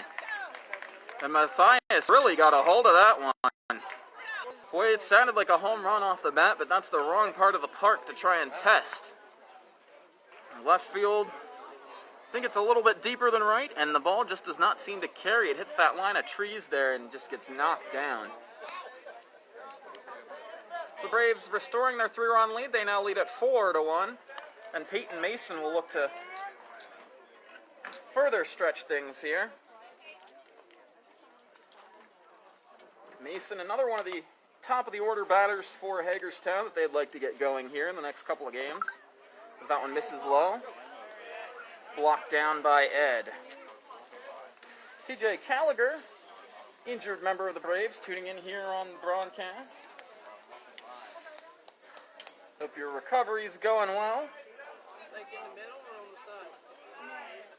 Gallagher fractured his wrist early in the season and then had a setback recently, so that's why he's been unable to play for the Braves. That pitch nearly hits Mason, has to lift the back leg to get out of the way, and up to third goes Andrew Mathias.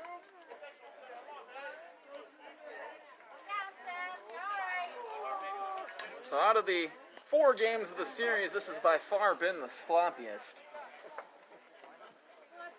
But you know what? You always get one of those when you have an epic series that goes the distance. Cashtown would certainly like it not to go the distance. First things first, they got to get one more out here in the top of the 4th. Mason with a 2-0 count. Check swing. 3-0 the count.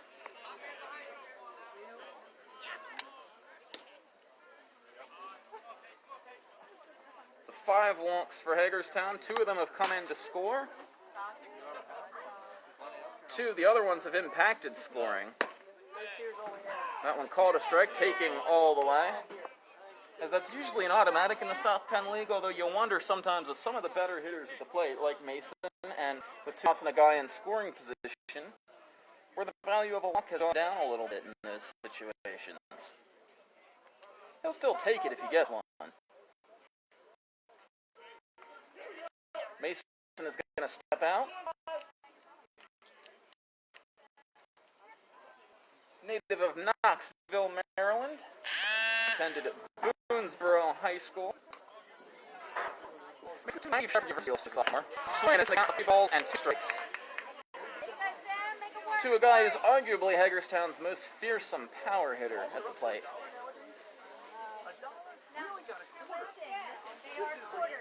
For Mason, 443 average, 3 home runs on the year, 1 in the postseason. Swing and a miss, and Simeon Davis finally ends the inning. But Hagerstown strikes for 1. 1 run, 1 hit, no errors. 1 man left. We're halfway home on the show. It's Hagerstown 4 and Cashtown 1. Here on Flea Flicker Media.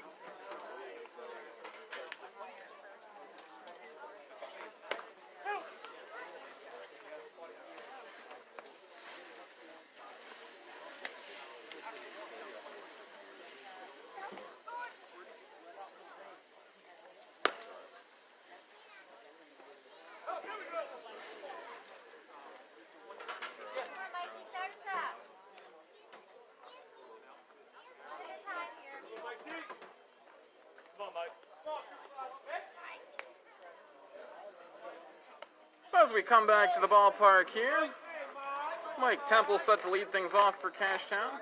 Gettysburg Times here in attendance, Tom Sixes, covering and writing a story for the paper, and Darrell Wheeler down the first base line there, taking some pictures for what many thought was going to be a coronation for the Cashtown Pirates.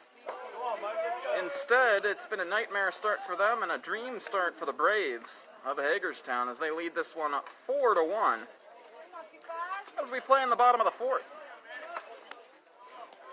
When these two teams play, though, it feels like no lead is safe, but it just feels like all the air is out of this one right now. As that one misses up and in 2-0. I think a lot of people just thought Hagerstown was going to roll over, and that has not happened here today as the Braves came out swinging, facing their first bit of real adversity all year and showing the mettle of a true champion. 3 balls and no strikes now to Mike Temple. As so many times before, Cashtown has seen teams come in here in clinching situations and just crumble.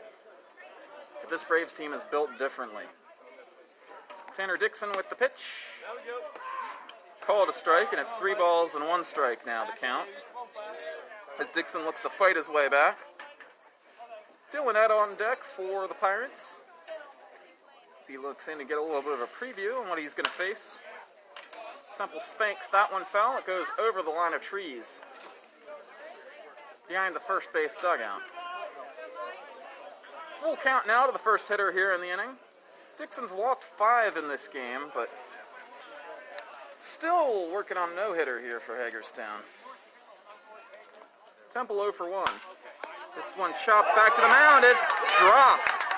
And that's going to be a base runner for Cashtown. We'll see how it's scored. Usually balls hit back to the pitcher are almost always regarded as hits.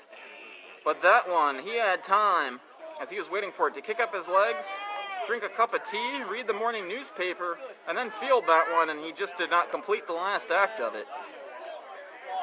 So unofficially, that'll go down in our book as an E1, but we'll see how the official scorers call that one.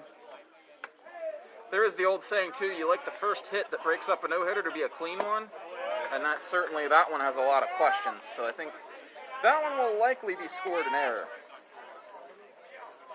Either way, Temple's not picky, and the Pirates aren't picky either. They'll take the leadoff base runner here in the fourth. A lot of time left in this one, but swing and a miss by Ed. The question is, will the sun cooperate? As usually, Cashtown is the one riding off into the sunset with a darkness-shortened victory. But today, they're the ones playing from behind, so that's a little added pressure on them. Swing and a miss. 1 ball and 2 strikes now to Dylan Ed, the catcher for Cashtown.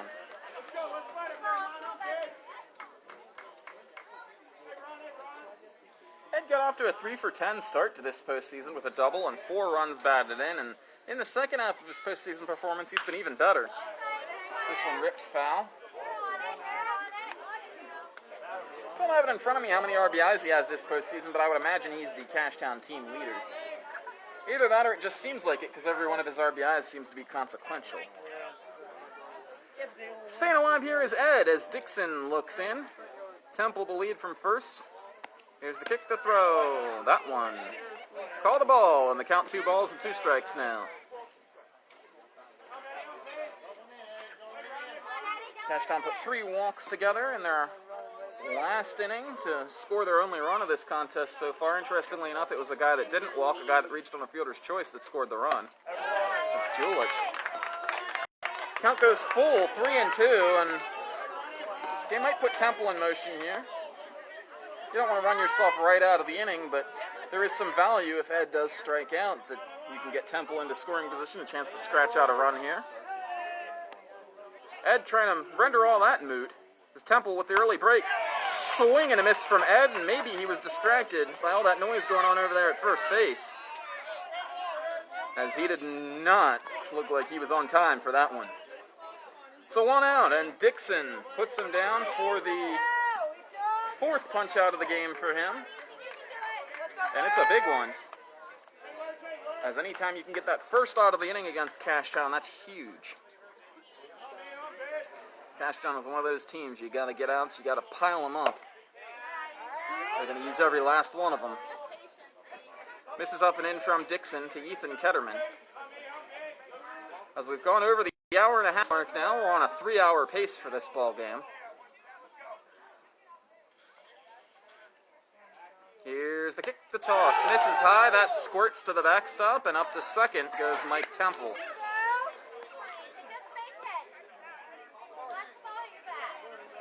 So Cashtown now with 2 licks to get Temple in. And that base he was unable to steal on Ed's strikeout. Now turns into a wild pitch here, so 2-0 to Ethan Ketterman.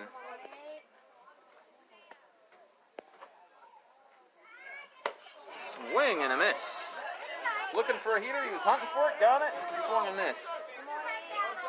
And that's how you know a pitcher's got some good stuff going on when it can be a fastball cat. Everybody in the ballpark and their sister can know. And you still can't hit it. Misses high, 3 balls and 1 strike. We apologize for a little bit of maybe a technical difficulty or a glitch on the screen back home. We're not having any issues here. Just had something pop up on the screen here, a notification. One-time thing. 3-1 to Ketterman. Dixon looking to get control of this inning here. Call the strike. At the upper reaches the zone.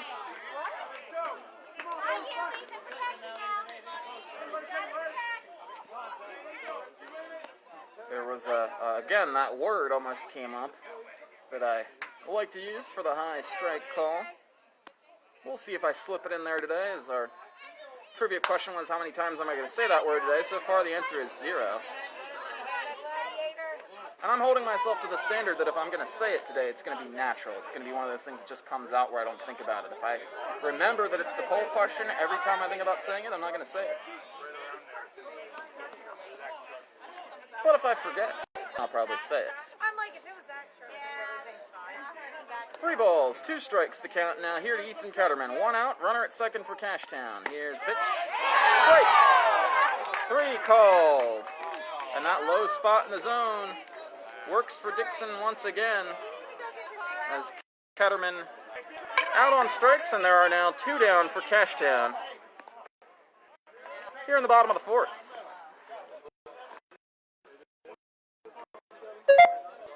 I was going to say, make sure you secure all the water coolers down there. Brock Carpenter now up to the plate. The number 9 hitter for Cashtown pops this one up. That's going to leave the playing surface. Cashtown looking to pick the pieces up here in the 4th. Has the feeling one of those innings where you really feel like they need to get something here, because Hagerstown's offense is in the mood today. And 1 pitch, Carpenter. Bumps this one to the right side. I think that's going to be foul.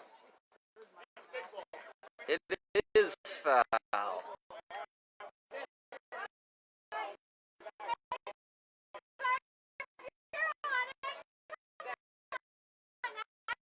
Well,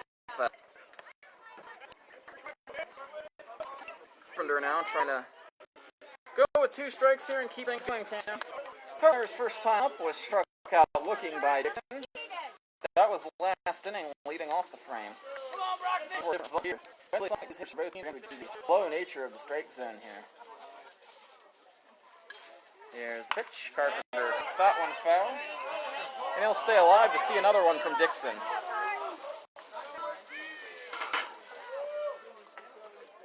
At the foothills of Adams County, here in Cashtown Country, Cashtown Yards, on the grounds of Cashtown Fire Department, well-known fire department in the area. They even have their own fire wiki page. The pitch to Carpenter misses high, and 1 ball and 2 strikes on the count. Somebody's tossing for Hagerstown behind their dugout over there. We'll try to figure out who that is for you. It looks like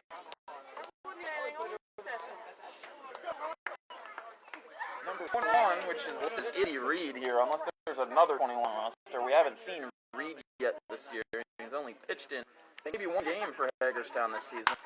Grounder back to the mound. That one's going to get through. Fielding it and throwing on to first is the shortstop, Matthias, to the right side of the second base bag. He guns him out. So,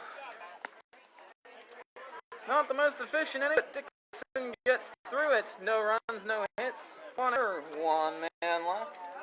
Through 4 innings, it's Hagerstown 4 and Cashtown 1 here in Game 4 of the South Penn League Championship Series.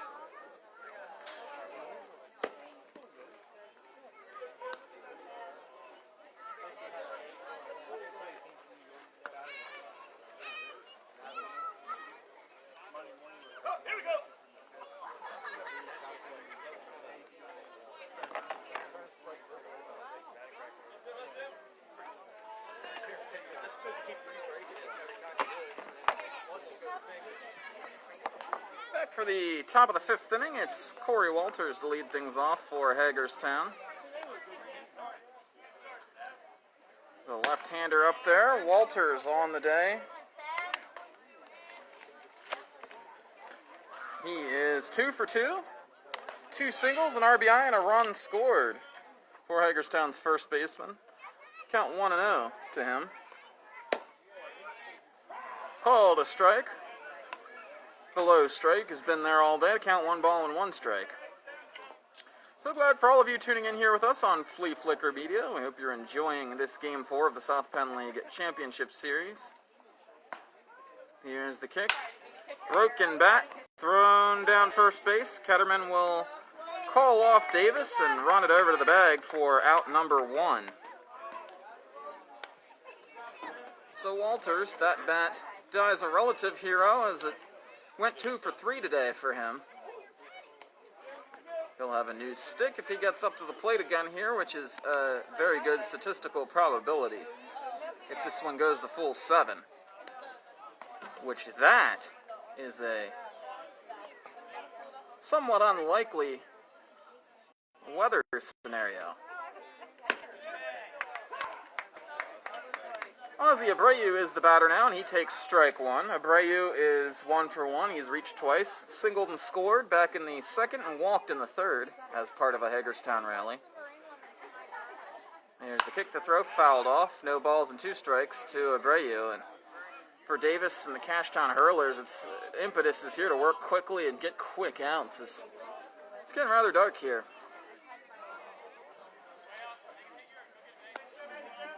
So the rule generally is if you get through 5 innings with one of the teams in the lead, it's an official game.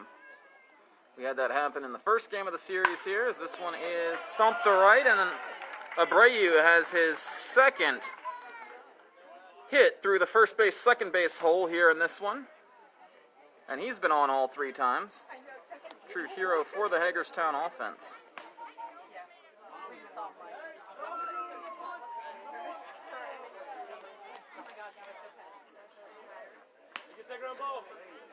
Ryan Talbert to the plate now, 0 for 2, struck out on a 3-2 borderline pitch that he did not like his last time up. He'll try to move Abreu along here as we've got a little bit of a delay. Something going on with Abreu down at first base is taking off all his various guards that he has on his wrists and hands, and now he's coming out of the game. I think Abreu, he's a little hobbled. So Ozzie Abreu apparently nursing some sort of injury, and he's coming out of the game here in the top of the 5th. Not what the Braves want to see from their stellar 3rd baseman, the former Harrisburg center. So he's done for the day, and pinch running for him. We'll get the number there for you. It looks like Maddox Brooks, perhaps. As Talbert stands in. Here's the kick, the pitch, fouled back by Talbert. No balls and 1 strike. So Bray he's reaching at his quad area in the dugout as we're still taking a look at him over there. And not sure what's going on with him. As soon as we know, you'll know. With Hagerstown right now streaking towards a game number 5, it makes you wonder about his status for a potential game number 5.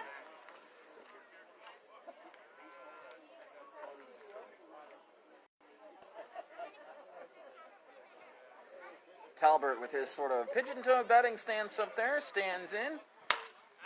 Pops this one the other way now, and there's 2 strikes.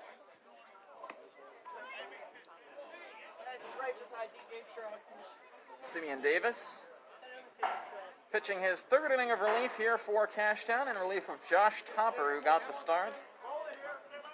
Topper goes 2 1/3, gives up 3 earned runs. Does that on 3 hits. 4 hits, 5 hits. 2 walks, struck out 3. 3 walks and struck out 3. But my scorebook's a mess over here. Gotta have an assistant to do this at some point.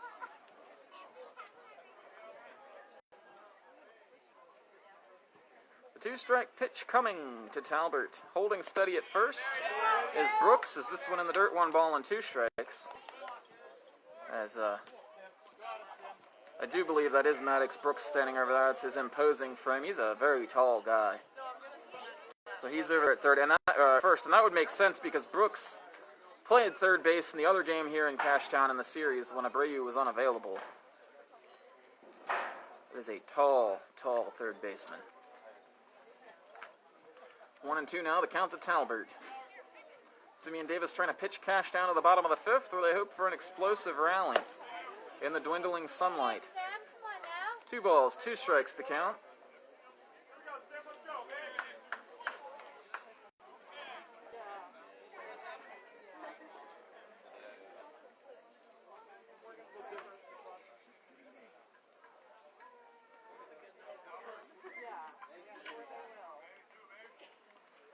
Brooks carving out a bigger lead over there. This one fouled off behind the plate.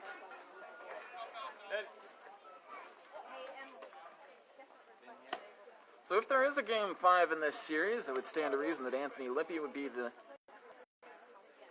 one to get the ball for Cashtown if available. As always, thanks to Braden Leather, the PR guy for the Hagerstown Braves, and so much more tuning in here. He confirms that there's Maddox Brooks over there at first base. 2-2 now to Talbert, who has another one. Colton Davis, quite frankly, is the best thing for Hagerstown, because if you lengthen this inning, you shorten the amount of time we have to complete the game. Although Hagerstown still has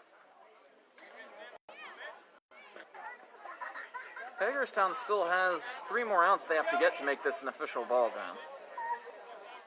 So all heck would break loose if we're unable to get through the bottom of the 5th inning here, because then you're talking about rescheduling, whether or not it reverts back to the beginning of the game.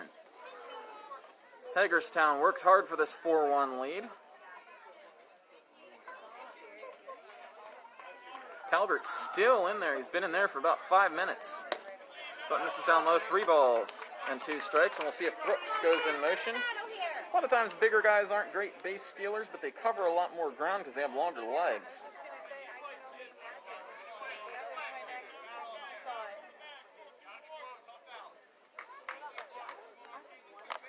So the payoff pitch. Here's the kick. Talbert pops this one up.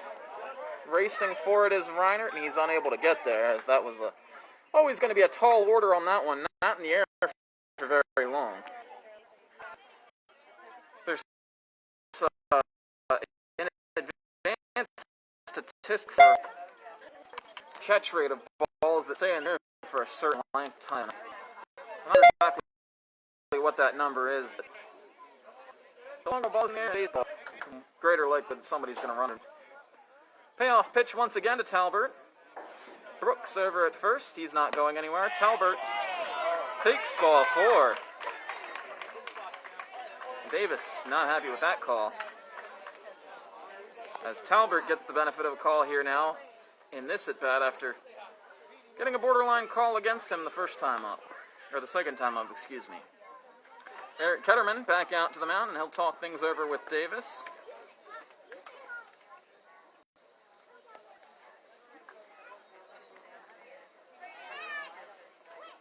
He gives him the tap and says, hey, go get him.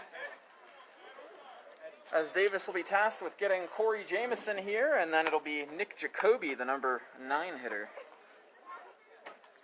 So Talbert walking, that's 6. 6 walks for Hagerstown batters here today. This is one of those games where you really wish we had stadium lights, because it's setting up to be an epic 12-round prize fight. Is that one called a strike at the knees to Corey Jamison? Hagerstown ahead on the scorecards right now. And that's very important with the impending darkness looming. Already saw game 1 of the series cut short. That was down in Hagerstown, but Hagerstown had an 8-0 lead in that game, so of little consequence, the couple of outs that were not played in that ball game. Runners at first and second here for Hagerstown. The kick, the pitch. Strike at the knees. Jameson with the look of a guy who's not sure on that one, but he was sure when he drew a walk back in the second inning, which preceded Nick Jacoby's two-run single. George Marino's here bringing you all the live action of South Penn League baseball. We're playing in the fifth inning of game number 4 of the South Penn Championship Series. Cashtown trails at 4-1. Simeon Davis, the kick, the toss. That one bounces away. And moving up to second and third are Brooks and Talbert. Sounds like it should be a country music duo, Brooks and Talbert.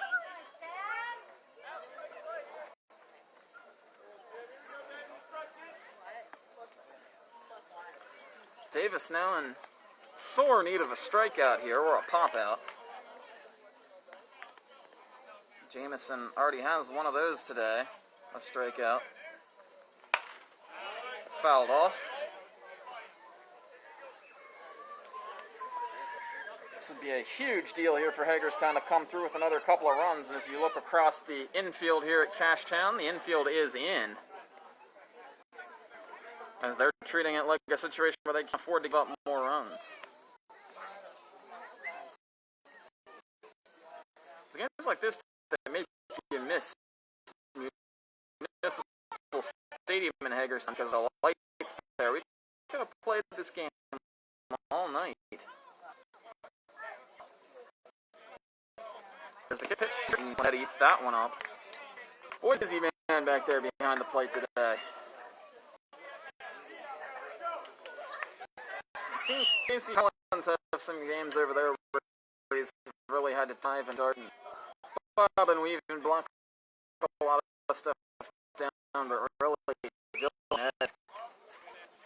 just a mark today.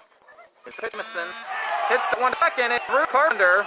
Carpenter grab a play, the throw is cut off, and Talbert in to score. So the Braves take a 6-1 lead. A huge hit there, a broken bat single from Corey Jameson. And Hagerstown now sitting pretty with a 5-run lead.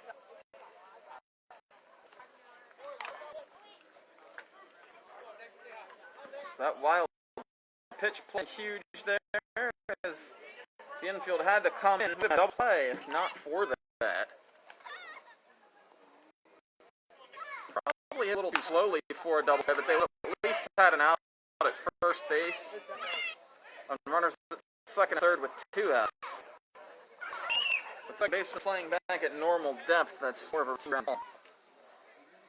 Fouled off by Nick Jacoby. Jacoby 1 for 2, as we mentioned already, 2-run single back in the second inning, and then struck out in the 4th. Hits this one on the ground. 5, 4. Safe at first is Jacoby, as the throw a little wild, and the catcher for Hagerstown showing off some wheels as he hustles that one out on the back end. It's the lead man erased, that's Jameson. He did his job this inning. And now Jacoby will be the base runner.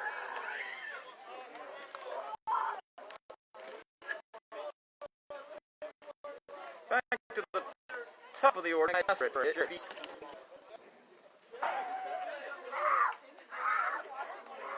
watched last year's championship series as B-Sicker got a hit in half of his plate appearances and scored nearly 10 runs to spark Hagerstown to a 4-game series win over the Shippensburg Stars. As B-Sicker takes a strike on the outside corner.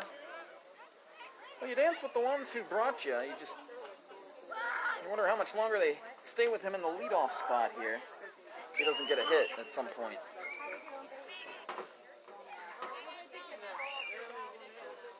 Davis the kick to throw, that misses high, and 1 ball and 1 strike to B-Sicker. 380 on the regular season for him.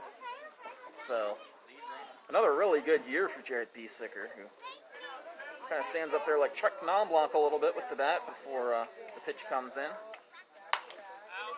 Fouled off. That's the prototypical B-Sicker swing, but he's usually squaring the ball and lining it into a hole somewhere. 1 ball, 2 strikes to Bees. Jacoby at first. He's there after swapping places with Corey Jamison, who drove home 2 with a single.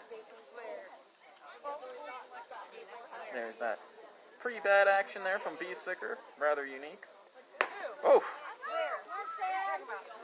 That one almost caught him in the bean. 2 balls and 2 strikes now. Could have cat-like reflexes as a batter. Justin Lewis on deck. He's hoping he gets a chance to hit here in the 5th. Though at some point the Braves need to make an out so they can get 3 more outs themselves. Beesicker bloops this one down the 3rd baseline. That one's into the people.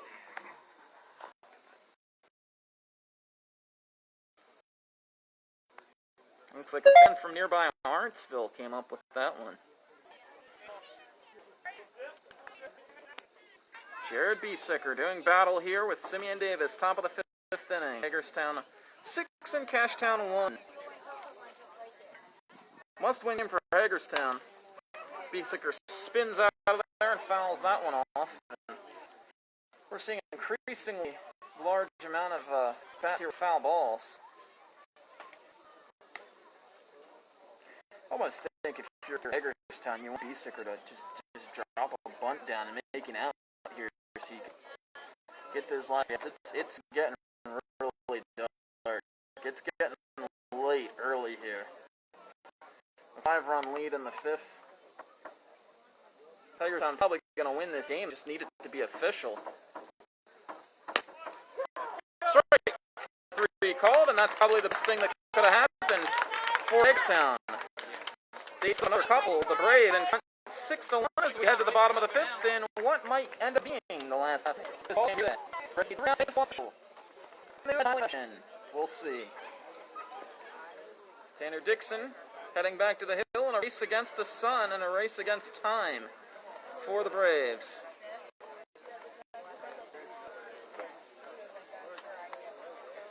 It's like Robert Rohrball grabbing a bat here for the Pirates. So we'll see Rohrball back here in the bottom of the 5th. Always a guy that delivers a good professional at bat. As we're going to see top of the order for Cashtown, Zach Ketterman going to lead things off. Robert Rohrball. And then Tyler Runner. If things can keep going, it would be Simeon Davis and Chase King. It's one of those situations, too, where it's getting to the point Hagerstown needs the 3 outs to make it official.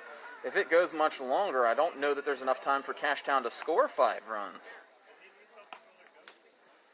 So, it's one of those weird twilight situations you get here in the South Penn League.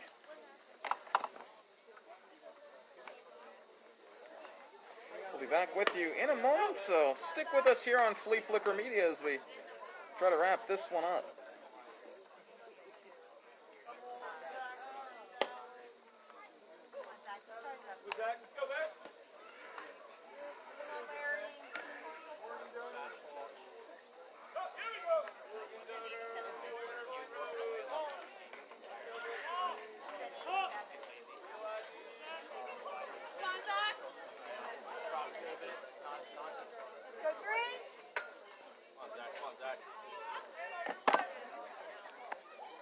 Back here for the bottom of the 5th, it's Zach Ketterman. Takes the ball down low.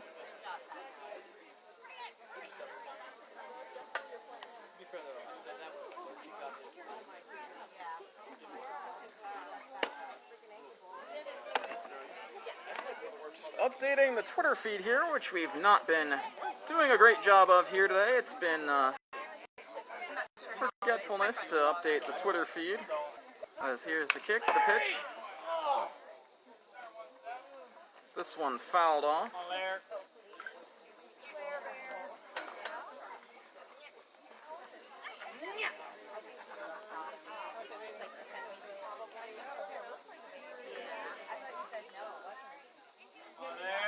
Dixon with the twist, the delivery. Takes that one down low.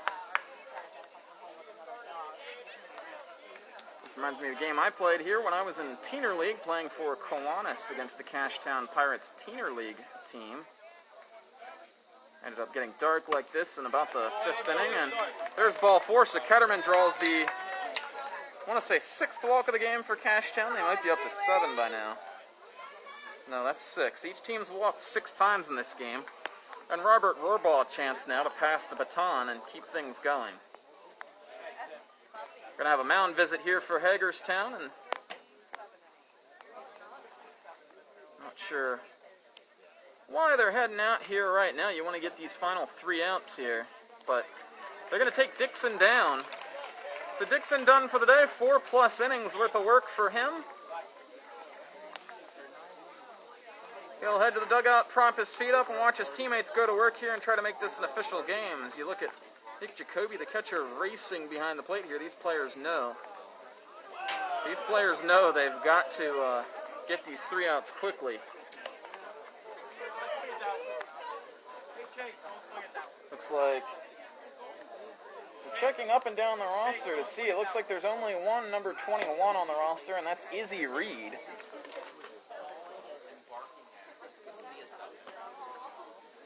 Izzy Reed pitched once this regular season. It was out of the bullpen, covered 2 innings, and has an ERA of 7, which means he gave up 2 earned runs during his appearance this season. Step away here for a moment, and we'll be right back on the show.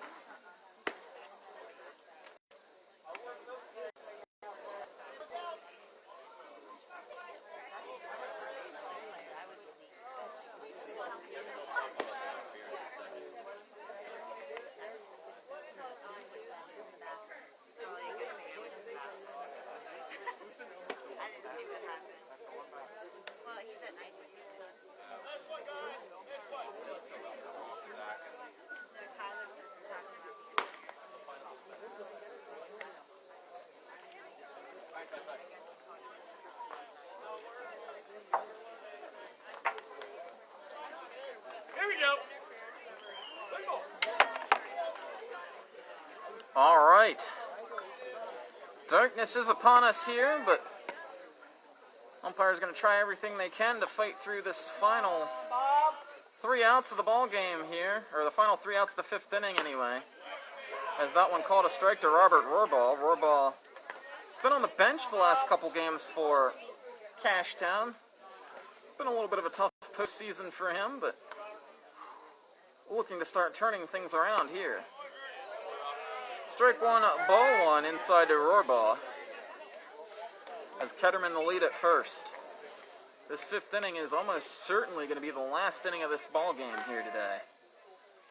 We play 7 in the South Penn League unless field conditions and lighting dictate otherwise, and we're falling into one of those categories here. Strike 2 to Rohrbaugh. For Cashtown, the goal is to keep this going as long as you can until the field is unsafe to play, and then you get a suspended game, or worse for Hagerstown, have to restart. As this one chopped to short, fielded and thrown on to second, thrown on to first. It's a 6-4-3 double play, and that'll help the Braves greatly in their quest to get 5 innings in here. There's 1 more out to go to make this an official ball game. I have to think as soon as this final out is recorded, the umpires are going to step in and pull the players off the field. Rohrbaugh hit it hard, but right at Andrew Mathias. And Tyler Reinert, the last hope to keep this 5th inning going for Cashtown. We're over the 2-hour mark here now. Oh, that one hit him right in the shoulder blade. Wore out like a champ. So Reinert will be a place marker down at first base now for Simeon Davis.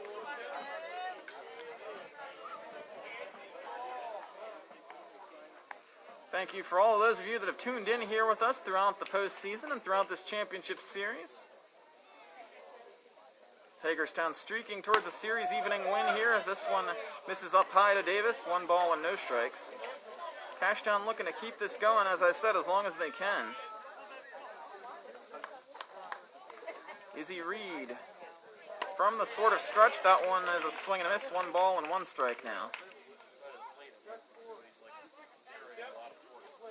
Normally we get more than 2 hours to get a game in here in Cashtown, but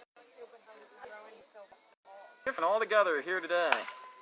As Davis pops this one up, Jacoby's going to give it a look, but that's out of play. Looking increasingly like we'll have a winner-take-all game number 5. The climactic finish of the South Penn League Championship Series on Thursday. As we'll have it for you. Here's the pitch, misses outside of Davis, and it's 2 balls and 2 strikes now.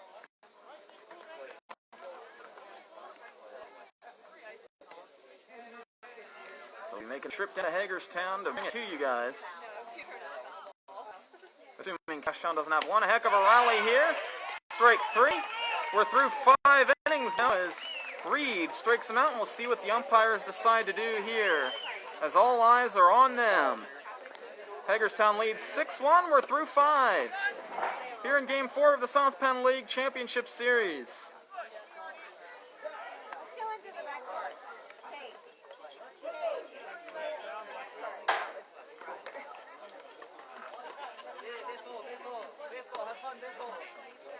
So it looks like some of the Pirates are getting their gloves on and going out to the field here now. The umpire's still discussing things, and if anything, it's more the cloud cover causing the darkness rather than a lack of sun. The sun's usually still up for at least another little while here, but